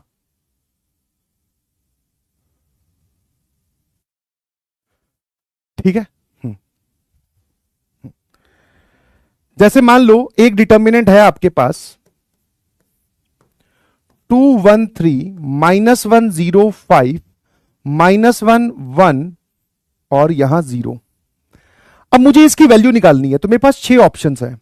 मैं रो 1 रो 2 रो 3 या कॉलम 1 कॉलम 2 कॉलम 3, मैं किसी के भी अलोंग जा सकता हूं।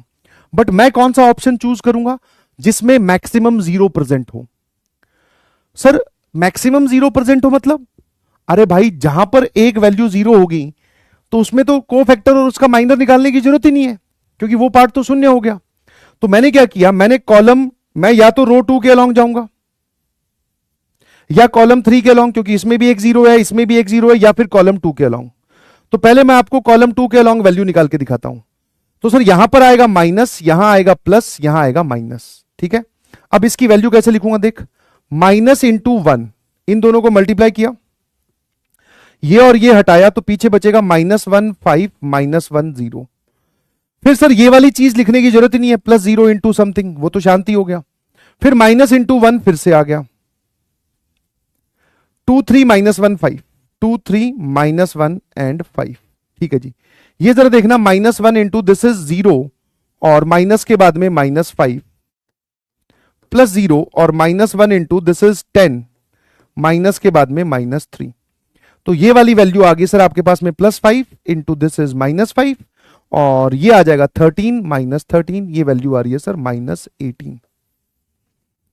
This is along column 2। अब मैं कॉलम 3 के अलोंग अगर जाऊं तो ठीक है सर, वापस कॉलम 3 के अलोंग साइन क्या लगेगा, प्लस माइनस प्लस, हाँ प्लस माइनस ऑल्टरनेट पोजीशन पे ऑल्टरनेट साइन है। ठीक है, तो सर कॉलम 3 के अलोंग हम वैल्यू कैसे निकालेंगे, दैट इज प्लस इंटू 3। अब इसका कोफैक्टर लिखो, कोफैक्टर लिखो, तो इसका कोफैक्टर क्या है सर, सॉरी माइनर क्या है, -1 0 -1 1।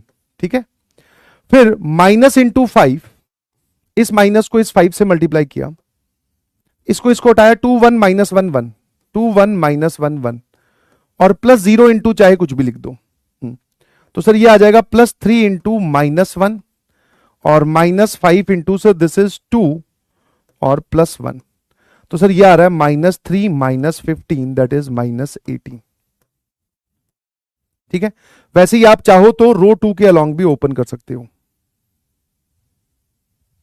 ठीक है, हाँ जेई में 3x3 तक ही रहेगा, बट फिर भी मैं आपको एक एग्जांपल 4x4 का भी करवा दूंगा। अब यहां से हमें क्या समझ में आया कि हमें किस रो के अलोंग ओपन करना चाहिए। जैसे मान ले मैं तुझसे पूछूं कि भाई इस डिटर्मिनेंट की वैल्यू बता, ले 1932 567 एंड 113 और 2139 1087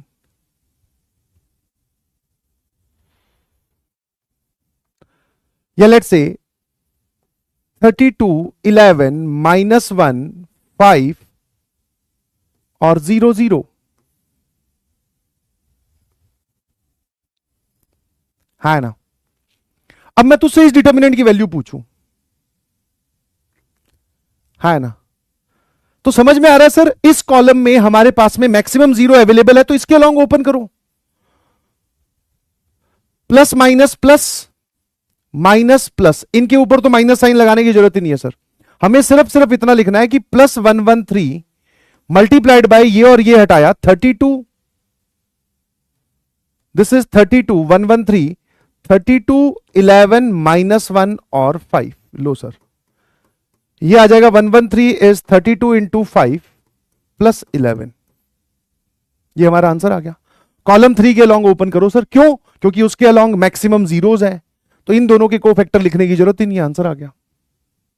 रो 3 नहीं, कॉलम 3। दिस इज कॉलम बेटा, ये वाला जो है ये कॉलम है। ठीक है, तो यहां पर मैं एक लाइन और ऐड करना चाहूं तो always expand along, always expand along row और कॉलम विद मैक्सिमम जीरोस। उस रो या उस कॉलम के अलोंग एक्सपेंड करो जिसमें मैक्सिमम जीरोस हो। हाँ, जो भी आंसर आ रहा है वो तुमने निकाल लिया होगा। ठीक है भाई, माइनर कोफैक्टर हो गया। वैल्यू ऑफ डिटर्मिनेंट कुछ लोग बोल रहे सर अंग्रेजी में बताओ, तो ले भैया, ये रही वो बात जो तुझे अंग्रेजी में जाननी थी, वो मैंने लिख दी है। पढ़ ले फटाफट, क्या लिखा हुआ है जल्दी से। Sum of product of the elements of corresponding row या column with their corresponding cofactor. Sum मतलब जोड़ना है, किसको? प्रोडक्ट को। प्रोडक्ट मतलब मल्टीप्लीकेशन को। किसके मल्टीप्लीकेशन को? एलिमेंट्स को उनके करस्पॉन्डिंग, किसी भी रो के एलिमेंट्स को उनके करस्पॉन्डिंग कोफैक्टर से मल्टीप्लाई कर कर जोड़ दो तो हमें वैल्यू मिलती है। यहां आ जाओ, ये बात लिख दी है भैया। ठीक है, व्हाट्सएप लैंग्वेज में लिखी हुई है। इसको चाहो अंग्रेजी में लिखना चाहते हो तो आप लिख सकते हो बहुत आसानी से, है ना? क्लियर है? चलिए भाई, फटाफट वैल्यू बता दो। वैसे इसकी तो जरूरत नहीं है, इसकी वैल्यू बताओ, इसकी वैल्यू कितनी आएगी? इस डिटर्मिनेंट को मैं किसके अलॉन्ग ओपन करूंगा? मैं कॉलम 1 के अलॉन्ग भी ओपन कर सकता हूं, क्योंकि मुझे एक 0 दिख रहा है। मुझे रो 3 के अलॉन्ग भी ओपन कर सकता हूं। तो मैंने कॉलम 1 के अलॉन्ग ओपन करने का सोचा है, आप रो 3 के अलॉन्ग भी जा सकते हो।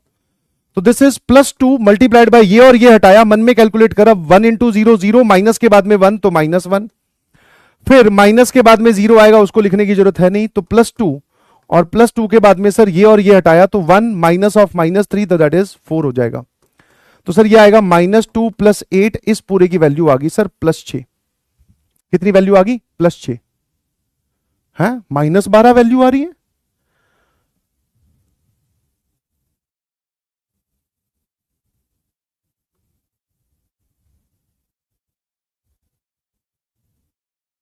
अच्छा, तुमने दूसरे वाले की बताई है। ओहो, ठीक है। किसके अलॉन्ग ओपन करेंगे? कॉलम 3 के अलॉन्ग, सॉरी रो 3 के अलॉन्ग। प्लस माइनस प्लस, सीधी सीधी वैल्यू इतनी लिखनी है, 2 into 9 into 3 that is 27 minus 33। तो सर ये वाली वैल्यू आ जाएगी, दैट इज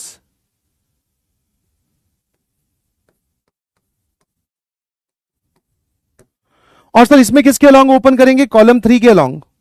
सर ये वैल्यू आ जाएगी 0। हाँ, नेक्स्ट की बिल्कुल सही। इसकी वैल्यू -12, इसकी वैल्यू +6, इसकी वैल्यू 0। मेरे ख्याल से ओपन करना सबको आ गया है। अब यहां पर चाहे कितने बड़े बड़े नंबर क्यों ना रख दो, सर हम तो कॉलम 3 के अलॉन्ग ओपन करेंगे, वैल्यू 0 आने वाली है, क्योंकि इसमें से सारे एलिमेंट्स ही 0 हैं, तो इनके कोफैक्टर चाहे कुछ भी हो। ठीक है भाई, एक चीज का एक्सप्लेनेशन और दे देता हूं कि मान लो तेरे पास में ये वाले एलिमेंट्स है, देखना XYZ PQR LM और N। तूने इसकी वैल्यू निकालने की सोची रो 1 के अलॉन्ग, देखना जरा, प्लस माइनस प्लस, तो प्लस x इंटू इसका माइनर क्या हो जाएगा? That is QN minus RM, फिर -y PN minus LR, PN minus LR, और प्लस z किससे मल्टीप्लाई होगा बेटा? Sir PM into LQ, PM minus LQ। अब ये वाले जो एलिमेंट्स हैं, ये वाले जो एलिमेंट्स हैं, ये वाले और ये वाले, these are the elements of row one. Row one के एलिमेंट्स हैं ये। अगर मैं इसी पूरे में आपको मैं उस चीज का एक्सप्लेनेशन दे रहा हूं कि ऐसा क्यों होता है कि वो वैल्यू 0 क्यों आती है। तो ये जो आपके पास में एलिमेंट्स ऑफ रो वन थे, ये लिखना नहीं है, ध्यान रखना। अब मैं एलिमेंट्स ऑफ रो वन को हटाकर मैं एलिमेंट्स ऑफ रो टू ला रहा हूं इनकी जगह। ठीक है, कि कोफैक्टर तो सर रो वन के हो गए, एलिमेंट्स मैं लेके आ रहा हूं रो टू के। तो मैंने यहां पर क्या लिख दिया, यहां पर लिख दिया सर रो टू के, यहां पर लिख दिया P, यहां लिख दिया Q और यहां लिख दिया R। अब की बार सर ये क्या है, these are the row two के एलिमेंट्स। अब इसकी वैल्यू 0 आएगी बिकॉज ये वाले जो कोफैक्टर्स हैं सर ये तो रो वन के हैं। चेक कर ले कैसे, अंदर पेज, ये कितना आएगा, PQN माइनस PRM माइनस वापस से PQN plus QLR plus RPM minus LQR। PQN negative, PQN positive, RPM positive, RPM negative, QLR positive, QLR negative. ये पूरी की पूरी वैल्यू कितनी आ गई, 0। तो अगर हम एक्सपेंशन के वक्त रो के एलिमेंट्स को बदल दें किसी और रो के एलिमेंट से और कोफैक्टर किसी और रो के यूज करें तो वैल्यू 0 आएगी। कितने लोगों को बात समझ में आई, है ना। ऐसे ये कैंसिल हो रहा सर, ठीक है भाई।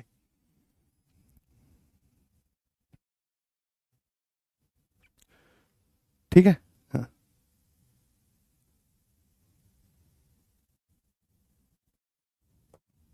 हाँ तो मेरे ख्याल से आप बात समझ गए। एक छोटा सा चीज और है, इंपॉर्टेंट नोट है, इस नोट को ध्यान रखेंगे और ये सवाल पेपर में, मतलब ये आगे इस चैप्टर में काफी बार यूज होगा। मेरी बात ध्यान सुनना, ये इसमें काफी बार यूज होने वाला है कि एक डिटर्मिनेंट का कोफैक्टर डिटर्मिनेंट बनाओ। ठीक है, एक आपके पास में कोई डिटर्मिनेंट है डेल्टा, उसका आपने बनाया कोफैक्टर डिटर्मिनेंट, कोफैक्टर वाला डिटर्मिनेंट जिसको हम डिनोट करेंगे डेल्टा C से। अच्छा, एक डिटर्मिनेंट का कोफैक्टर वाला डिटर्मिनेंट कैसे बनाने हैं सर, वो बात यहां लिखी हुई है। हर एक एलिमेंट की जगह उसका कोफैक्टर रख दो। तो डिटर्मिनेंट से आपने कोफैक्टर वाला डिटर्मिनेंट बना लिया। अब दोनों की वैल्यू के बीच में एक रिलेशन होता है एंड दैट रिलेशन इज कि कोफैक्टर डिटर्मिनेंट की वैल्यू इज डिटर्मिनेंट की वैल्यू की power n-1 where n is the order of determinant। इस चीज का प्रूफ मैं आपको नेक्स्ट चैप्टर में दूंगा।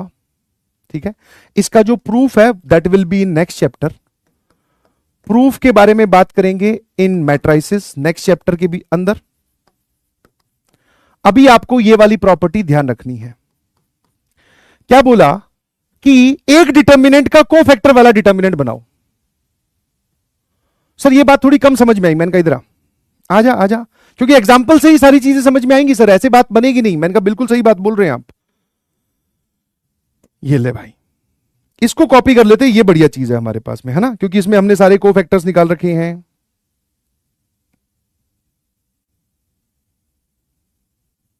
एग्जाम्पल हो जाए। कितने लोग बोलते हैं हैवी तो नहीं हो रहा, heavy is the head. Ladies and gentleman, you are not ready for this. Sir आप लग रहा है ज्यादा ही धुरंधर देख लिया भाई साहब, काम खतरनाक कर दिया था। एक सेकंड देना मुझे।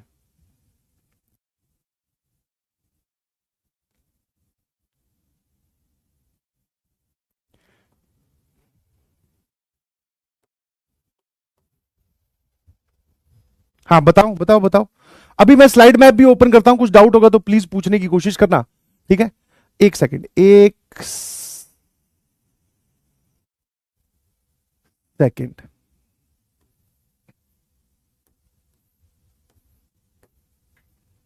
ठीक है, ये हमारे पास डिटर्मिनेंट है। ठीक है, इसको हम डेल्टा से डिनोट कर लेते हैं। चलिए, इसका कोफैक्टर वाला डिटर्मिनेंट बनाओ। कोफैक्टर वाला डिटर्मिनेंट। अब ये कोफैक्टर वाला डिटर्मिनेंट कैसे डिनोट किया जाता है? डेल्टा सी से। कैसे बनेगा बेटा? सिंपल तरीका जो अभी बताया कि हर एक एलिमेंट की जगह उसका कोफैक्टर लिख दो। देखते रहना इधर। सर यहां पर है 2, 2 का कोफैक्टर है 38, तो 2 की जगह 38। यहां पर है 3, 3 का कोफैक्टर है -13। सर यहां पर है 2, 2 का कोफैक्टर है -14। फिर यहां पर है 1, 1 का कोफैक्टर है -12। फिर यहां पर है 4, 4 का कोफैक्टर है 6। यहां पर है -1, -1 का कोफैक्टर है 3। सर 5 का कोफैक्टर -11, फिर उसकी जगह 4 और फिर उसकी जगह 5। तो ये एक डिटर्मिनेंट, ये इसका कोफैक्टर वाला डिटर्मिनेंट। कितने लोगों को बात समझ में आ गया? है ना?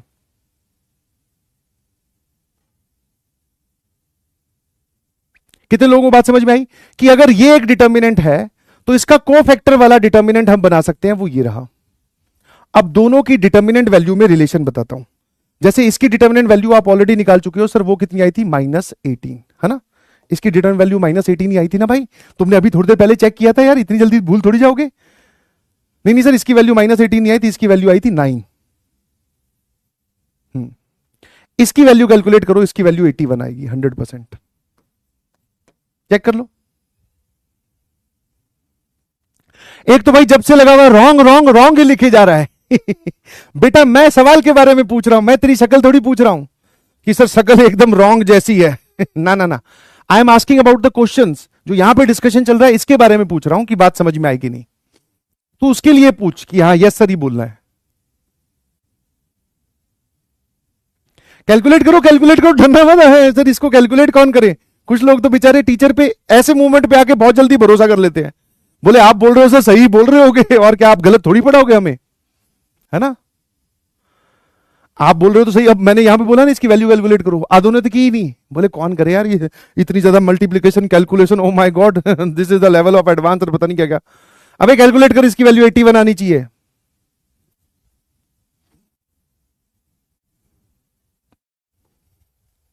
इसमें तो किसी के भी अलॉन्ग ओपन कर ले, क्योंकि कहीं पर भी जीरो नहीं है।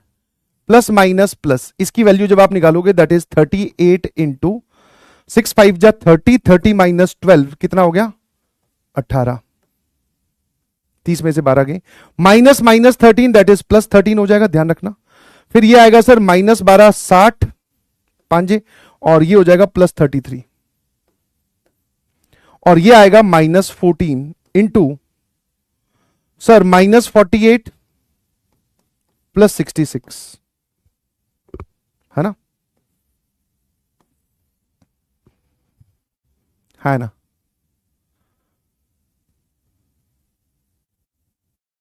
-81 ही आ रहा है। हाँ मैंने कैलकुलेट कर लिया, मेरी कैलकुलेशन बहुत ज्यादा स्ट्रॉन्ग है। देखो दिस इंटू दिस, फिर इसमें माइनस जुड़ेगा, हाँ 81 आ रहा है, तुम लोग चेक करो, है ना?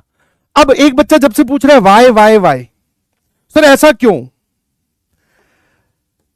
तो बेटा कैमरामैन जल्दी फोकस करें, यहां पर फोकस करें, यस। अबे यहां पर फोकस कर, इसका प्रूफ अगले चैप्टर में बताऊंगा, लिख ले इस बात को। जब मैंने लिखी दिया तो ऑन रिकॉर्ड बात आ गई ना भाई। कुछ लोग बोले वाई वाई वाई, ये बता पहले। वाई की तो बात ना ही कर,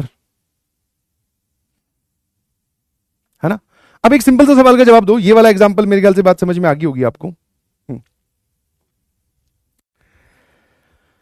अगर कोई डिटर्मिनेंट है, मान लो a determinant of order 2 cross 2, जो कि ये है 3 1 -1 5, तो व्हाट इज डेल्टा सी की वैल्यू कितनी होगी? सर ये आएगा 15 + 1 16।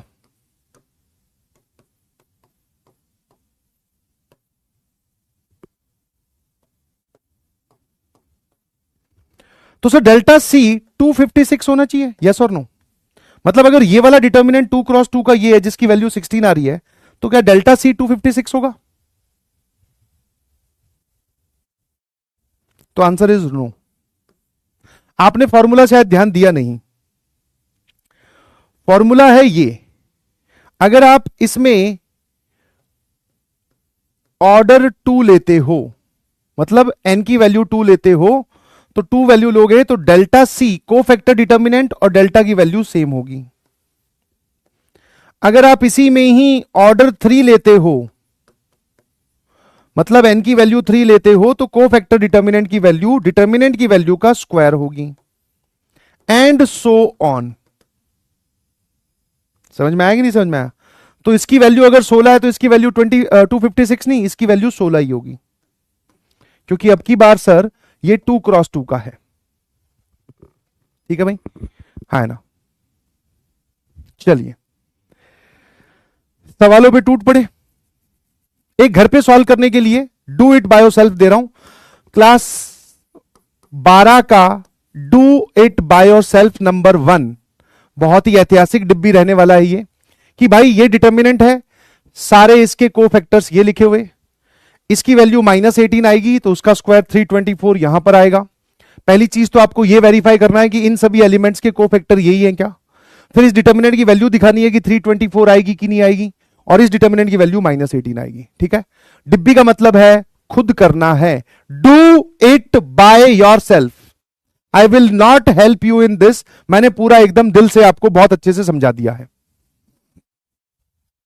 ठीक है भाई, चलिए क्वेश्चन प्रैक्टिस स्टार्ट करें। सर बहुत सारी हमने ज्ञान की बातें कर ली आज की क्लास में, अब धमाधम सवालों पे चलते हैं। एंड बस जाना चाह रहे हो आप घर पे, होमवर्क नहीं है। पिछले वाला सवाल इज नॉट होमवर्क। मैं हर सवाल के ऊपर 2 मार्किंग करता हूं, या तो डिब्बी या एचडब्ल्यू वाले क्वेश्चंस, मतलब कि नेक्स्ट क्लास में आकर वो मैं डिस्कस करूंगा, उनके आंसर्स या उनके सॉल्यूशंस या उनके हिंट। इनका कुछ नहीं डिस्कस करूंगा, ये आपको खुद ही करने हैं कि ये अगर डेल्टा है तो ये इसका कोफैक्टर डिटर्मिनेंट है और इसकी वैल्यू ये आ रही है और उसकी वैल्यू ये आ रही है। चलिए पहला सवाल ये रहा आपकी कंप्यूटर स्क्रीन पर, जल्दी से सोच के बताएंगे। हाँ पोल भी देना चाह रहा हूं, बिल्कुल बिल्कुल यार, मेरे को सुनने में आया कि अब ये एक्टिवेट हो गया है। चल भाई हो जा चालू, लेट मी चेक, देख लेते। वे यार इसको बंद करो। हाँ कंटिन्यू, अबे काहे का एंड नहीं करता इतनी जल्दी यार। हाँ वो जो मैं तुम्हें एक सीन बता रहा था कि टीचर का कई बार कॉल आ जाता है, तो हमारे एक केमिस्ट्री के टीचर हुआ करते थे, और वहां पर क्या है क्लासेस काफी बड़ी बड़ी हुआ करती थी ना, तो उन्होंने माइक पहन रखा था, ये वाला ही माइक, और स्पीकर लगे हुए थे अंदर। उन्होंने फोन उठाया ना तो वो अपना माइक बंद करना भूल गए, यहाँ पे एक बटन होता है जिससे म्यूट हो जाता है, तो वो बंद करना भूल गए। वो अपनी बीवी से क्या बातें कर रहे थे, बोले एक बार कह तो दिया मैं आ जाऊंगा घर पे, सब्जी लेने ही तो जाना है, कहीं और थोड़ी जाना है, तू ले लेना खुद सब्जी, आ जाऊंगा। वो बात करके वापस अंदर आए, वो सारी स्पीकर पे हमें सुनाई दे रही। अंदर आते ही हम लोग चिल्लाने लगे, बच्चे तो हमेशा मजे ले, सब्जी सब्जी सब्जी। ये रहा लक्ष्य जेई 2027। ओहो भाई साहब, मास्टर क्या है झड़ी लगा रखी। कंटिन्यू। अब देखिए आपके पास में डाउट पूछने का ऑप्शन आ गया होगा, बताया था अर्जुना में। ओ माय गॉड, एक तो मुझे अब सारे इंसिडेंट पुराने वाले रिवाइज नहीं करवाने हैं, तुम लोगों को नए इंसिडेंट बताने हैं। My God,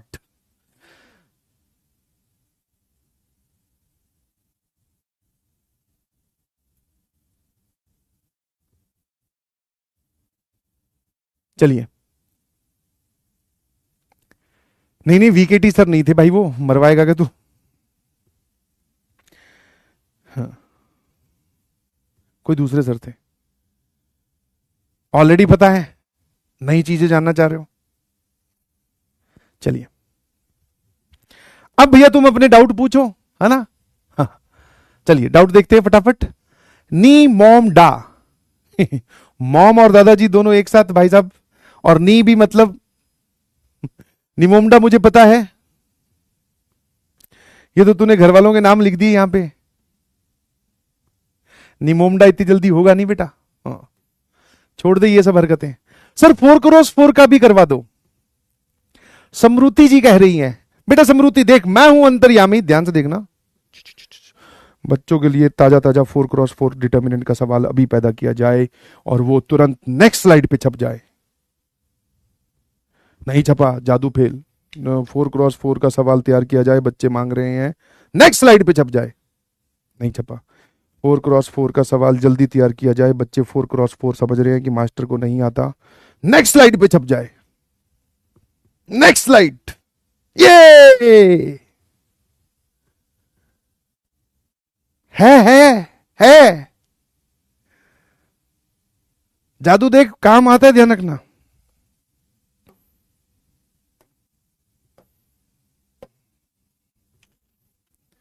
curious kids. Sir हमेशा हमें वो चीज जाननी है जो आप नहीं बताना चाहते, जो आप बताना चाहते वो तो हम देख लेंगे। गुड इवनिंग कह रहा है, बहुत बढ़िया, बहुत अच्छा बच्चा है। सर एक और बार समराइज कर दो सब। अगली क्लास में कर देता हूं, अगली क्लास में बताते हूं सारा। सब सही जा रहा है बस ध्यान रखना कि चला ही ना जाए, रिवाइज करके काबू कर लेना। सर ये क्वेश्चन बता दो सर, ये क्वेश्चन अभी बताऊंगा। ये कैसा डाउट है तेरा फेमस होना चाह रहा है। ये बेसिकली बताना चाह रहा है कि भैया इस क्लास में एक दिव्यांशु श्रीवास्तव नाम का भी बच्चा है। बहुत बढ़िया, शाबाश, अच्छी बात है बेटा। गुड इवनिंग, हाथ जोड़कर शाबाश। करवा दो सर प्लीज पूरी बात लिख बेटा, इसके बहुत सारे मायने निकलते हैं। That is very wrong. मैं क्यों करवाऊं, खुद करो मैं सवाल की बात कर रहा हूं। वीडियो सॉल्यूशंस रिक्वायर्ड, तो बेटा अभी मैं क्या पॉडकास्ट कर रहा हूं, ऑडियो चल रहा है ये? No no no no this is video solution ना, समझ आ रहा है? ये तो अच्छी बात है बेटा, this is good. Sir why S4 not S3? Sachin sir special summary 1 2 3 4 S की पावर 4। बैक स्लाइड नहीं आया, आ जाएगा, आ जाएगा, घबरा मत। नहीं समझ आया सर, क्या नहीं समझ में आया वो जान लेते हैं। ये अबे ये तो अभी सवाल समझाऊंगा ना। अब देखो इस क्वेश्चन में फायदा क्या है, और ध्यान से सुनने वाली बात यह है कि उसने बोला पहली चीज तो old is still gold. Yes, old is still gold. Yes, कि ये सवाल चाहे इतने पुराने ही क्यों ना हो गए हो, बेसिकली है ना, आपके पिताजी के टाइम के क्वेश्चंस हैं ये, बट ये अभी भी रिलेवेंट है। ध्यान सुनना, इस टाइप के क्वेश्चंस पुराने जो आईआईटीज के क्वेश्चंस हैं उनको थोड़ा मॉड्यूलेट करके, थोड़ा रीफ्रेम करके जेईई मेंस में क्वेश्चंस आते हैं। उसने बोला कि अगर मैं इस डिटर्मिनेंट को ओपन कर दूं तो ऐसा कुछ छपकर आएगा। ठीक है भाई, और ये जो है ये आइडेंटिटी है लैम्डा में। ठीक है, where P Q R S T are the constants, तो हमें T की वैल्यू बतानी है। ठीक है, अब इसका पहला मेथड जो कि सुनीता दीदी ने बोला, सुनीता आप ही की क्लास में है, उन्होंने बोला सर ये रहा डिटर्मिनेंट, डिटर्मिनेंट को ओपन कर देते हैं करीबन करीबन, ज्यादा नहीं तो ये कम से कम मेरे ख्याल से ज्यादा नहीं तो 1 hour 33 मिनट्स का प्रोसेस है कि इसको ओपन करो, फिर जमा जमा के लिखो और फिर इससे कंपेयर करो। फिर उन्हीं के बगल में बैठी थी सुष्मिता, ध्यान से देखना प्लीज। सुश ने क्या बोला, उन्होंने बोला कि सर लैम्डा की वैल्यू 0 पुट कर दो, बिकॉज लैम्डा में अगर ये आइडेंटिटी है, आइडेंटिटी का मतलब होता है ट्रू फॉर एवरी वैल्यू।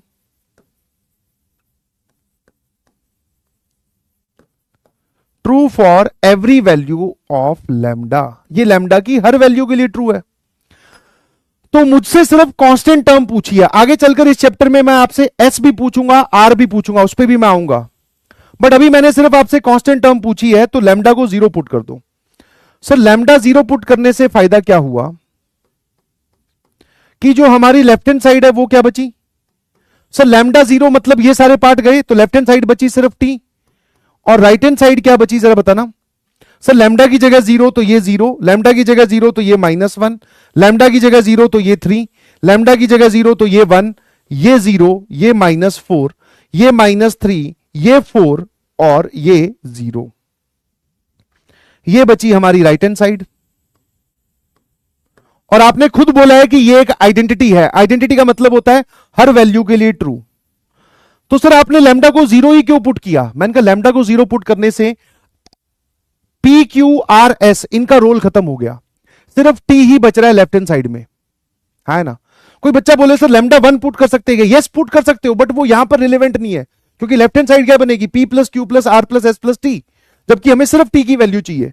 तो ऐसा कोई लैम्डा सोचो जिसमें इन सब का वैल्यू खत्म हो जाए। चलिए जी, वैल्यू बताइए, t की वैल्यू कितनी आ रही है?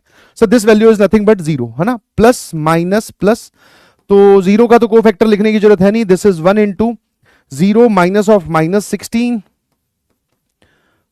Plus 3 into 4।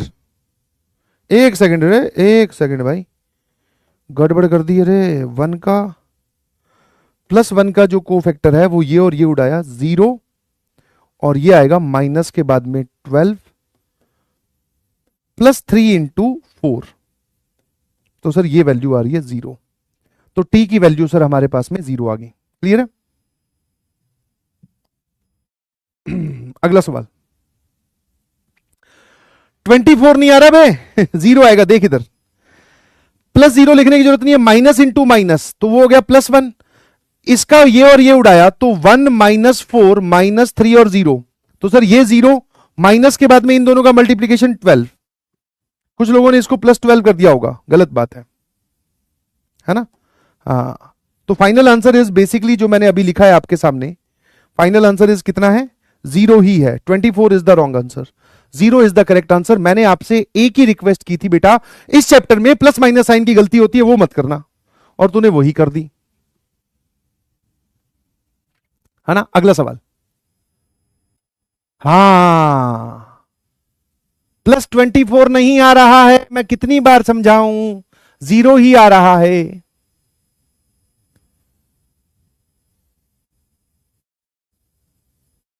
अगला सवाल, वो बोल रहा है x equal to minus 9 is the root of this equation, find the other two roots.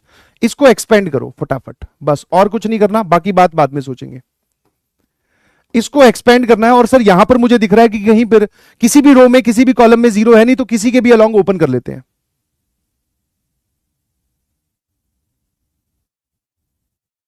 ये नहीं समझ में आया? इतनी शक्ति मुझे दे न दाता, मन का विश्वास कमजोर होना, मैं समझाऊं इनको अच्छे से, इनका मोटिवेशन डाउन होना। प्लस इंटू 0, 0 के रो और कॉलम हटा दीजिए, yes, 0 minus 4 4 0, minus into minus 1, टिडिन टिडिन 1 minus 4, sorry 1 minus 4 minus 3 0, फिर प्लस इंटू 3, टिडिन टिडिन 1 0 माइनस 3 4। अब आराम आराम से, ये तो सर 0 है, इसको तो शांत कर दूं, हाँ, माइनस इंटू माइनस प्लस 1। अब इस डिटर्मिनेंट की वैल्यू देख, ये दोनों का multiplication 0, minus sign by default आता है, इन दोनों का multiplication minus 3 into minus 4 plus 12 होता है बेटा, प्लस 12 होता है। दो नेगेटिव नंबर्स का मल्टीप्लीकेशन प्लस 12 होता है, वो माइनस साइन के बाद में आएगा। फिर plus 3, 4 into 1 4, minus 3 into 0 0, plus 12 minus 12 0 आ रहा है यारा। कहां पर गड़बड़ हो रही है, देखिए, समझिए, चीजों को जानिए, और कहीं पर भी आपको लगता है कि ऐसी कोई चीज आपको परेशान कर रही है तो रिवीजन वाले वक्त कर लो, है ना? मेरे पहली कुछ क्लासेस का फायदा उठा रहे हैं ये बच्चे। एक्सपेंड करो भाई फटाफट इसको, चलिए ओपन करो। अब मुझे पता है आप लोगों से गलती ना हो, इसलिए प्लस माइनस प्लस, देख, प्लस एक्स इंटू, इसका कोफैक्टर कितना है सर, या माइनर कितना है, x2 6x, ठीक है। फिर माइनस इंटू 3, तो ये और ये उड़ाओगे 2 2 7x, और प्लस इंटू 7, ये और ये उड़ाया 2x 7 6 बराबर 0। चलिए ओपन कर लेते हैं। सर ये लिखा हुआ है x, इन दोनों का मल्टीप्लीकेशन एक्स स्क्वायर, माइनस इन दोनों का मल्टीप्लीकेशन 12, माइनस 3 इंटू इन दोनों का मल्टीप्लीकेशन 2x, माइनस के बाद में इन दोनों का मल्टीप्लीकेशन 14, प्लस 7 इंटू इन दोनों का मल्टीप्लीकेशन 12 माइनस 7x बराबर 0।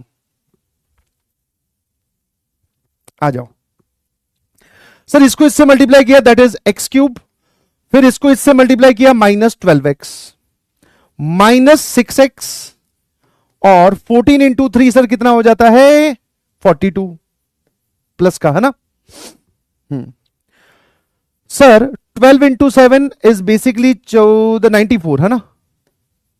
9 2 जा 14, 84 होता है यार। तुम भी मेरे से, है ना, तुम्हारी मैथमेटिक्स तो बाद में स्ट्रांग करूंगा, तुम मेरे वाली वीक करने पे लगे हुए। बिल्कुल सही, 84 -49x। चलिए जी, क्या क्या टर्म्स बची सर, यहां बचा एक्स क्यूब, ये और ये 18 और 49, 49 और 18 कितना हो गया भाई सर, ये हो जाएगा 67 -67x प्लस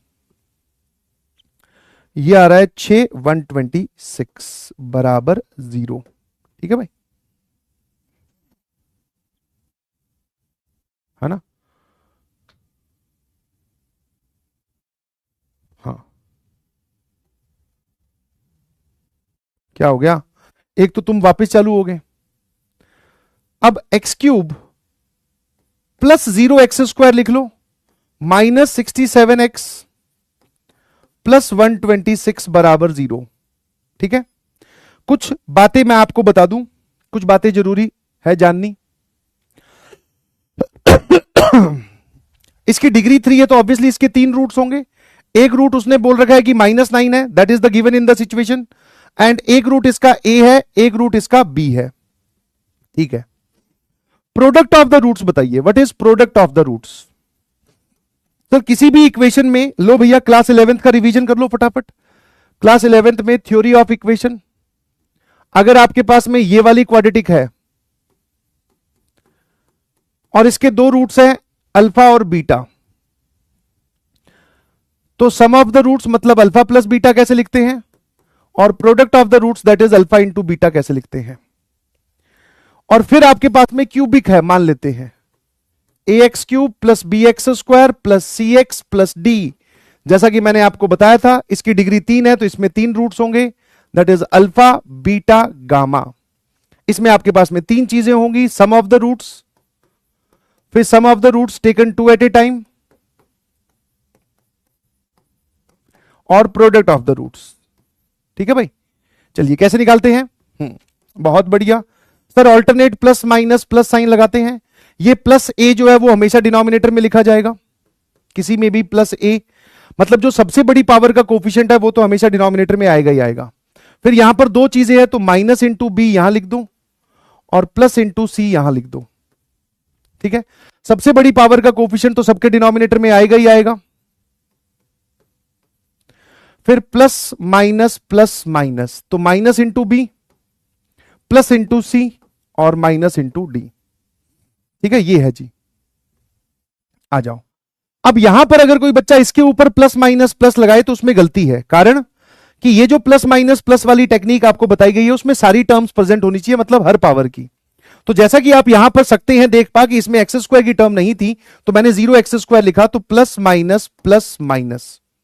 अब मैं आपसे प्रोडक्ट ऑफ द रूट्स मतलब इन तीनों का मल्टीप्लीकेशन पूछ रहा हूं, -9 a इंटू बी, तो प्रोडक्ट ऑफ द रूट्स क्या आता है, plus minus that is minus times 126 divided by x cube का कोफिशिएंट दैट इज 1।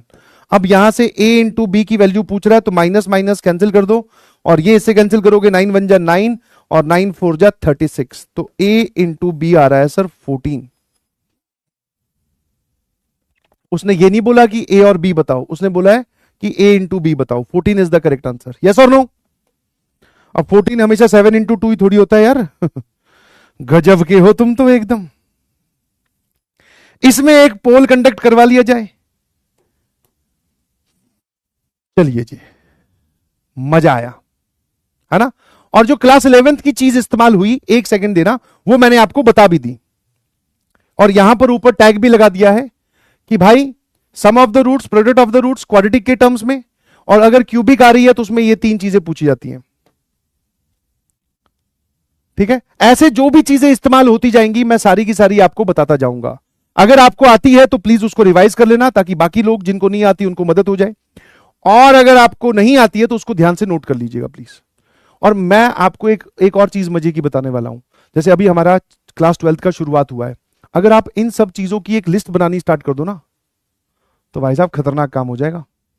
हाँ, कि हमें क्लास 11th की कौन कौन से टॉपिक्स यूज हुए। अब सिर्फ ये आंखों का कमाल है भाई सवाल में, है ना। अगर मैं आपसे A1 का कोफैक्टर पूछूं, तो ये और ये डिलीट करो, माइनर आएगा कितना, B2C3 माइनस B3C2।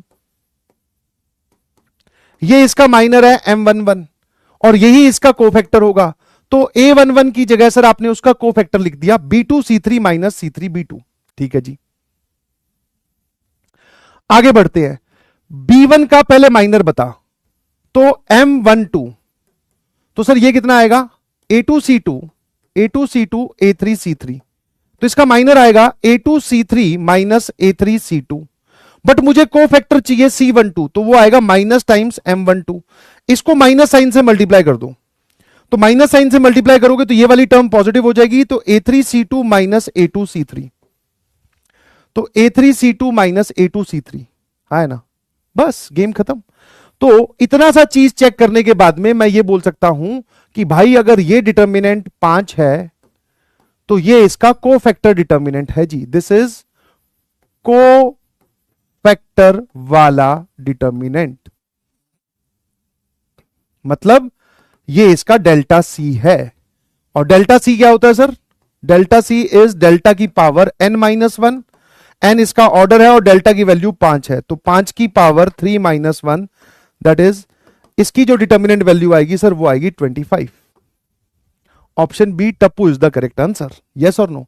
और आप सारे कोफैक्टर्स चेक कर सकते हैं भाई, यस जल्दी से चेक कीजिए, कोई बात परेशान कर रही है। 75% जनता का सही जवाब है। बस आपको ये पहचानना था कि ये जो गंदी गंदी टर्म्स लिखी हुई हैं, ऐसा नहीं कि आप इसको ओपन करने का सोचोगे, ओपन करने का सोचने वाला जो ख्याल है सर वही हमें बहुत खतरनाक लग रहा है, इसको ओपन करने की जरूरत नहीं है, ये इसका कोफैक्टर वाला डिटर्मिनेंट है। हमें सिर्फ इस चीज का ध्यान रखना था कि दो दो एलिमेंट्स मल्टीप्लाई हो रहे हैं माइनस बाकी दो दो एलिमेंट्स, तो ऐसा तो कोफैक्टर के वक्त होता है।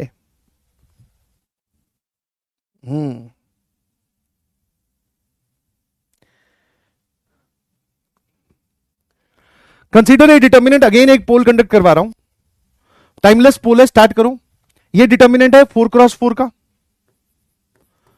आपको कोफैक्टर बताना है A31 का, third row first column, third row first column, मतलब आप सर इसका कोफैक्टर पूछ रहे हो, है ना। तो A31 का जो कोफैक्टर होगा वो होगा C31, दैट इज -1 की power 3 + 1 into minor of M31, मतलब माइनर ऑफ A31। सर -1 की power 4, this is M31। 2x2 में जब आप रो और कॉलम के एलिमेंट हटाते हो तो 1x1 का डिटर्मिनेंट बचता है। 3x3 में जब आप कॉलम और रो के एलिमेंट्स हटाते हो तो 2x2 का डिटर्मिनेंट बचता है।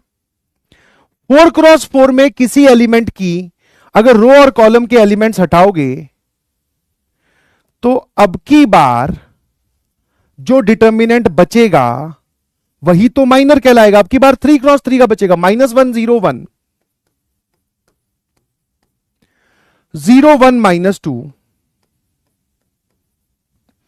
-5 -1 5 और 0।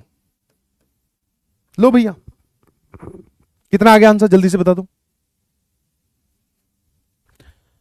Sir. This is -1 into 0 0 minus of -10, तो ये +10 हो जाएगा। 0 उसके बाद में +1 इंटू 0 माइनस ऑफ -1, तो ये +11।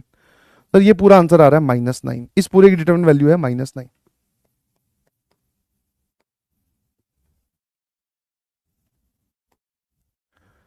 हो गया, फटाफट मुझे आप इसकी डिटरमिनेंट वैल्यू भी बताओ,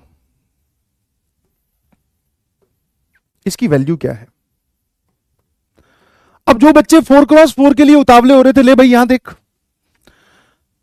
काम वही है, काम वही है, आजा। सर इसमें पहली रो में या फिर कॉलम 2 में या रो 4 में, हमारे जैसे ये रो 4 में 2 जीरोज है, तो इसको इसके अलॉन्ग ओपन कर लेते हैं, प्लस माइनस प्लस माइनस, तो माइनस प्लस माइनस प्लस, तो माइनस इंटू 0 इसके रो और इसके कॉलम के एलिमेंट्स हटाए तो ये बचेगा, तो -1 0 1 0 1 -2 1 -1 1। सिंस ये 0 से मल्टीप्लाई हो रहा है तो कोई मतलब नहीं है। अब इसको इससे मल्टीप्लाई करोगे तो ये आएगा -1। अब -1 का माइनर लिख दे, तो ये और ये हटा दिया, क्या क्या बच रहा है जरा देखना, 2 0 1 0 1 -2 3 -1 1। ठीक है।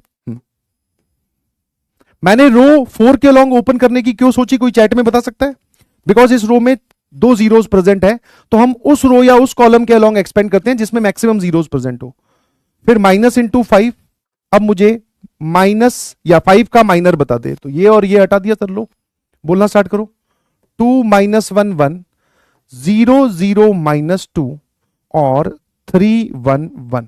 ठीक है, और अगले वाली टर्म लिखने की जरूरत नहीं है, दैट इज 0।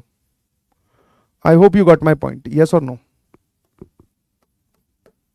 चलिए भाई वैल्यू बताओ। सर ये वाला पूरा पार्ट तो 0 ही हो गया, इसका कोई मतलब नहीं है। क्यों? क्योंकि ये 0 से मल्टीप्लाई हो रहा है। ठीक है भाई, तो ये आ रहा है -1। अब इस डिटर्मिनेंट की वैल्यू ढंग से बताना भाई।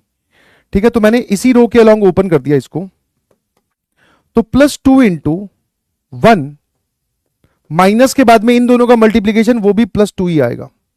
फिर 0 के बाद में फिर यहां पर आएगा +1, ये आएगा सर 0 माइनस के बाद में 3, फिर माइनस के बाद में ये रहा जी 5।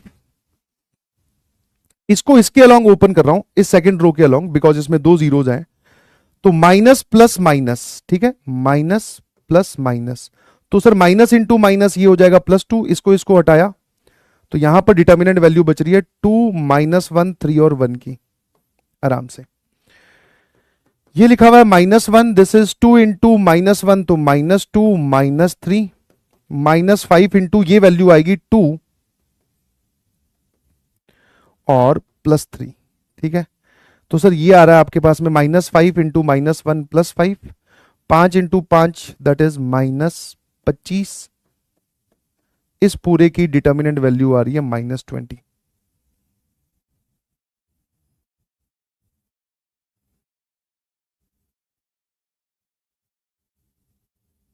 कुछ गड़बड़ की है मैंने? हाँ गड़बड़ की है, मैंने इस 2 को मल्टीप्लाई करना भूल गया। सर इसकी वैल्यू आ रही है 5, 5 × 2 10 और ये आएगा -50। बिल्कुल सही, क्योंकि इसकी वैल्यू 5 आ रही है, तो 10 10 ये वाली चीज बिल्कुल सही। आंसर इज -45, -45 बिल्कुल सही, -45।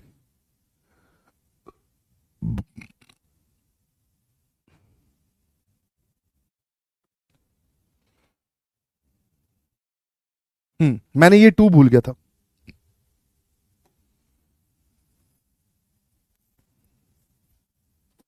और घर पे जाके अगर मान लो आपको लग रहा है ना कि ये आंसर गलत है, तो इस रो के अलोंग ओपन करके देख लेना, वापस प्लस माइनस।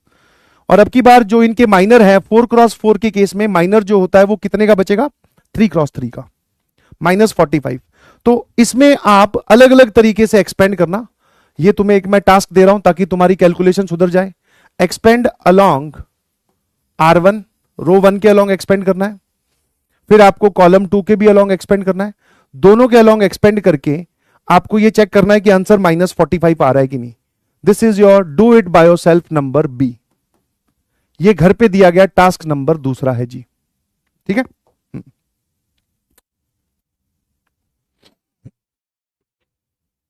ठीक है,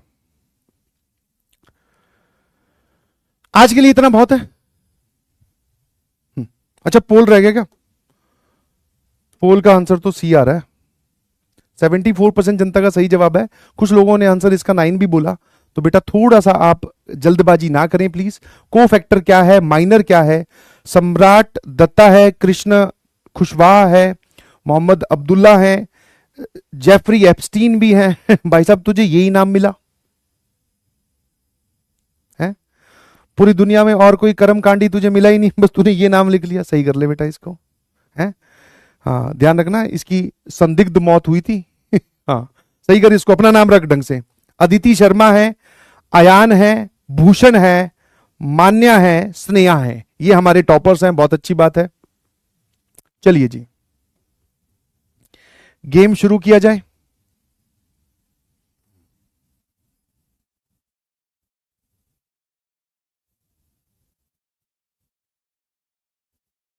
हम्म,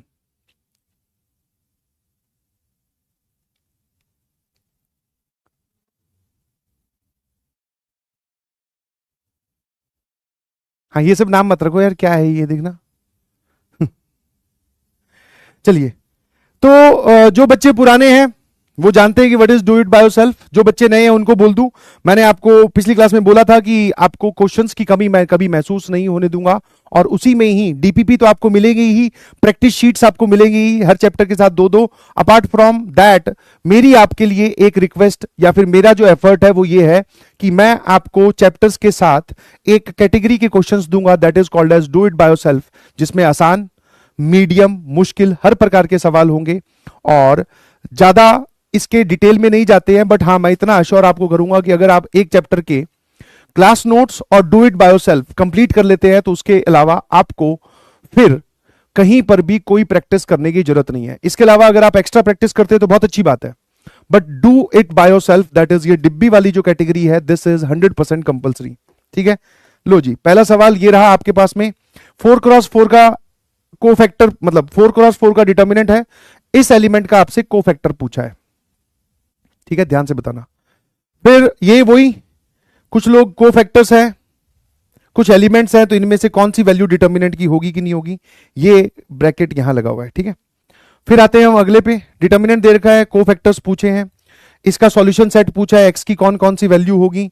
ये पुरानी ओल्ड आईआईटी का क्वेश्चन है, स्क्रीनिंग का 1 नंबर का सवाल है। फिर से ये वाली चीज, डिब्बी नंबर 5। ठीक है, reattempt all the good questions of the class. यहां पर गुड क्वेश्चंस का मतलब है जो जिनमें आप अटके, जिनमें आप अटके। आप अटके मतलब कि होगा ना ऐसा, जैसे कुछ बच्चों का इस सवाल का जवाब -45 नहीं आया होगा। इन क्वेश्चन कुछ लोगों का -53 आ रहा है, कुछ लोगों का +50 आ रहा है। तो जिसमें आप अटक गए मतलब आपका आंसर पूरी क्लास के आंसर से मैच नहीं हो रहा, तो घर पर जाकर आपको इस सॉल्यूशन को बिना देखे एक बार फिर से रफ कॉपी में एक नए फ्रेश पेज पर इसको सॉल्व करके देखना है। ये आपकी ड्यूटी है, ताकि ये दिमाग पे बर्डन ना बने कि सर मेरे को तो समझ नहीं आया। हाँ है ना, ठीक है। हाँ, जहां जहां पर ये, जैसे ये वाली चीज कुछ चीजों को लैग की होगी, ये वाली चीज बताइए, इसको वापस से आपको जाकर देखना है क्या करना है, समझ गए। तो हर क्वेश्चन, मतलब मैं ये रोज रोज नहीं लिखूंगा कि आपको हर बार लेक्चर्स के क्वेश्चंस को रीअटेम्प्ट करना ही है। डू इट बाय योरसेल्फ करना है, एक्सरसाइज 4.1 कंप्लीट करनी है एनसीईआरटी की। ठीक है, ये एक्सरसाइज देखते ही खत्म हो जाएगी। एक और चीज बता दूं मैं आपके लिए, थोड़ी सी ज्ञान की बात है। एनसीईआरटी में भाई इन दोनों चैप्टर्स में पहले मैट्राइसिस पढ़ाया गया है, उसके बाद में डिटर्मिनेंट्स आता है।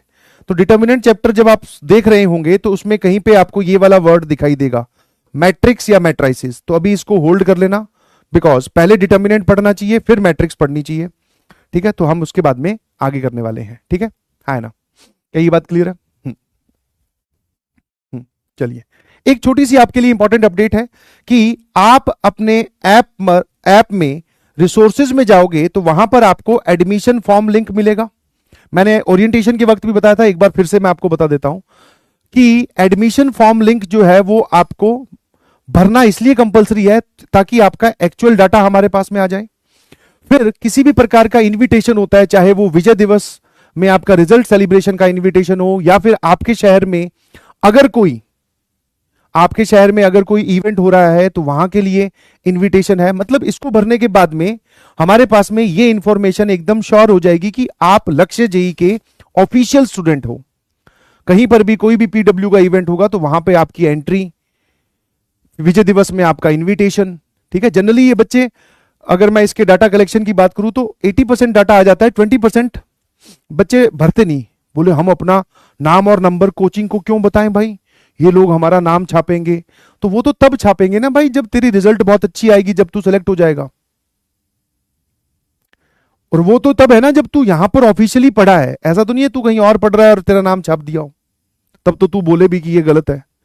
तो जब आप अपने टीचर्स के साथ पढ़ ही रहे हो और बहुत सारे इवेंट्स होंगे, फिर आप लास्ट में बोलते हो कि सर हमें तो विजय दिवस में इनविटेशन आया ही नहीं। ठीक है, तो प्लीज इस एडमिशन फॉर्म लिंक को आपको भरना जरूरी है। फिल कर दिया है, बहुत अच्छी बात है। जिन लोगों ने नहीं फिल किया उनकी बात कर रहा हूं। फिर आपके लिए टेलीग्राम का लिंक है भाई, टेलीग्राम का लिंक ज्वाइन कर लीजिए ऑफिशियली। जो आपको ऐप में लिंक मिले वो वाला ज्वाइन करना। किसी बाहर के लिंक को ज्वाइन करके आप उसको ऑफिशियल ग्रुप समझे बैठे हो तो वो आप बहुत बड़ी गलती कर रहे हो। कई बार बच्चे जो है वो ऑफिशियल ग्रुप उसको समझते हैं जिसमें बच्चे बहुत ज्यादा हों। तो कई फ्रॉडस्टर वाले ग्रुप्स भी हैं जिनमें बच्चे बहुत ज्यादा हैं। दैट डजंट मीन कि वो लक्ष्य जेई का ऑफिशियल ग्रुप है। यहां पर बहुत सारी चीजें आपसे डायरेक्टली शेयर की जाएंगी, तो प्लीज इसको ध्यान रखना, हाँ है ना। और यहां पर एक व्हाट्सएप इन्विटेशन लिंक भी होगा इसमें कहीं ना कहीं, तो वो व्हाट्सएप वाला ग्रुप भी ज्वाइन कर लेना। ठीक है भाई, कर लिया है, शाबाश, बहुत अच्छे बच्चे हैं। एक कोट जो मैं जिसको बहुत मानता हूं, जो नए बच्चे हैं वो देख लें, पुराने वाले भी। It is never about and result, it is always about journey. ठीक है, कभी भी मुद्दा एंड रिजल्ट का है ही नहीं। ठीक है, पहले ही अपने दिमाग को खाली करके बैठिए प्लीज, कि एंड रिजल्ट क्या होगा, हम आईआईटीएन बनेंगे कि नहीं बनेंगे, इतनी मेहनत करता रहा हूं। देख, मैं ये तो नहीं बोलता हूं कि तू आईआईटीएन बन ही जाएगा, इस चीज का क्लेम मैं तो क्या कोई भी नहीं कर सकता। अगर कर रहा है तो वो झूठ बोल रहा है। बट हां, अगर तू मेहनत करता रहा तो तू एक सफल इंसान जरूर बन जाएगा, चाहे वो फील्ड चाहे फिर कोई सी भी हो। ठीक है ना। और पहले ही तुम्हारे लिए ये वाला वर्ड यूज कर लिया है। तुम मेरे लिए इस बैच में आकर मेहनत कर रहे हो तो तुम मेरे लिए आईआईटीएन बन चुके हो भाई। बस जो पहली आज क्लास स्टार्ट होने से पहले बोला था, क्लास स्टार्टिंग में जो मैंने बात बोली कि कुछ भी हो जाए मैदान छोड़कर नहीं भागना है, बस वही चीज आपको ध्यान रखना है। ठीक है, तो हम सिर्फ और सिर्फ जर्नी पे फोकस करेंगे। हमारी जर्नी मजेदार होनी चाहिए। रोज की हमारी क्लास करने की इच्छा एकदम प्रबल शक्ति बोलते ना, एकदम हमारी इच्छा बहुत हाई होनी चाहिए कि बोले आज क्लास में बहुत कुछ नया सीखने को मिला, अगली क्लास के लिए मैं फिर से तैयार हूं। दैट मीन्स आप अपनी जर्नी को एंजॉय कर रहे हो। ठीक है, कई बार डाउनफॉल आएंगे, बस उसमें आपको अपने आप को समझाना है और मेहनत करते रहना है। ठीक है जी, ठीक है। और जो लोग बोल रहे हैं मॉड्यूल मॉड्यूल मॉड्यूल, कुछ लोग लिख रहे हैं, तो मॉड्यूल से बेटा होमवर्क है ना, मैं चैप्टर खत्म होने के आसपास जब हमारे 5-6 लेक्चर्स हो जाएंगे तब आपको मैं होमवर्क दूंगा। ठीक है, डेली बेसिस पे मैं आपको मॉड्यूल से होमवर्क नहीं देने वाला हूं। उसका कारण यह है क्योंकि उसमें क्या है, जैसे कोई भी सवाल है उसमें आगे की कोई चीज यूज हो रही है। अब मैंने जितने भी डिब्बी दिए हैं 5, ये 5 के 5 डिब्बी आप जितना मैंने अब तक पढ़ाया उसके बेसिस पे सॉल्व कर सकते हो।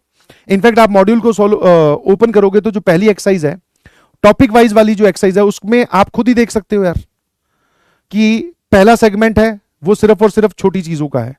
उसके बाद में प्रॉपर्टीज ऑफ डिटर्मिनेंट के सवाल है, तो प्रॉपर्टीज ऑफ डिटर्मिनेंट अब तक नहीं पढ़ा है तो प्रॉपर्टीज ऑफ डिटर्मिनेंट वाले सवाल छोड़ दे, उससे पहले वाले कर ले। बाकी जितनी भी एक्सरसाइज है उसमें मिक्स कॉन्सेप्ट के सवाल है, सिस्टम ऑफ लीनियर इक्वेशन का भी सवाल है, आगे के भी क्वेश्चंस है, पीछे के भी क्वेश्चंस है। तो इसलिए अभी मॉड्यूल से होमवर्क नहीं दे रहा हूं। ठीक है, हाँ ठीक है। कुछ बच्चे नो मर्सी चिल्ला रहे हैं, तो बेटा इस साल तेरा जब लक्ष्य जेई बैच खत्म होगा तो जेई मेंस फर्स्ट सेशन दे आएगा, उसके बाद में वरुण बैच स्टार्ट होगा।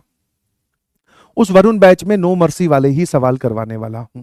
ठीक है, तो अभी जो बता रहा हूं उतना कर ले, ज्यादा करने के चक्कर में जो चीजें तू बहुत अच्छी कर सकता था वो भी ना हो तो बहुत गलत हो जाएगा। ठीक है, चलिए, thank you so much, bye bye, love you all, bye bye bye bye bye bye, thank you so much.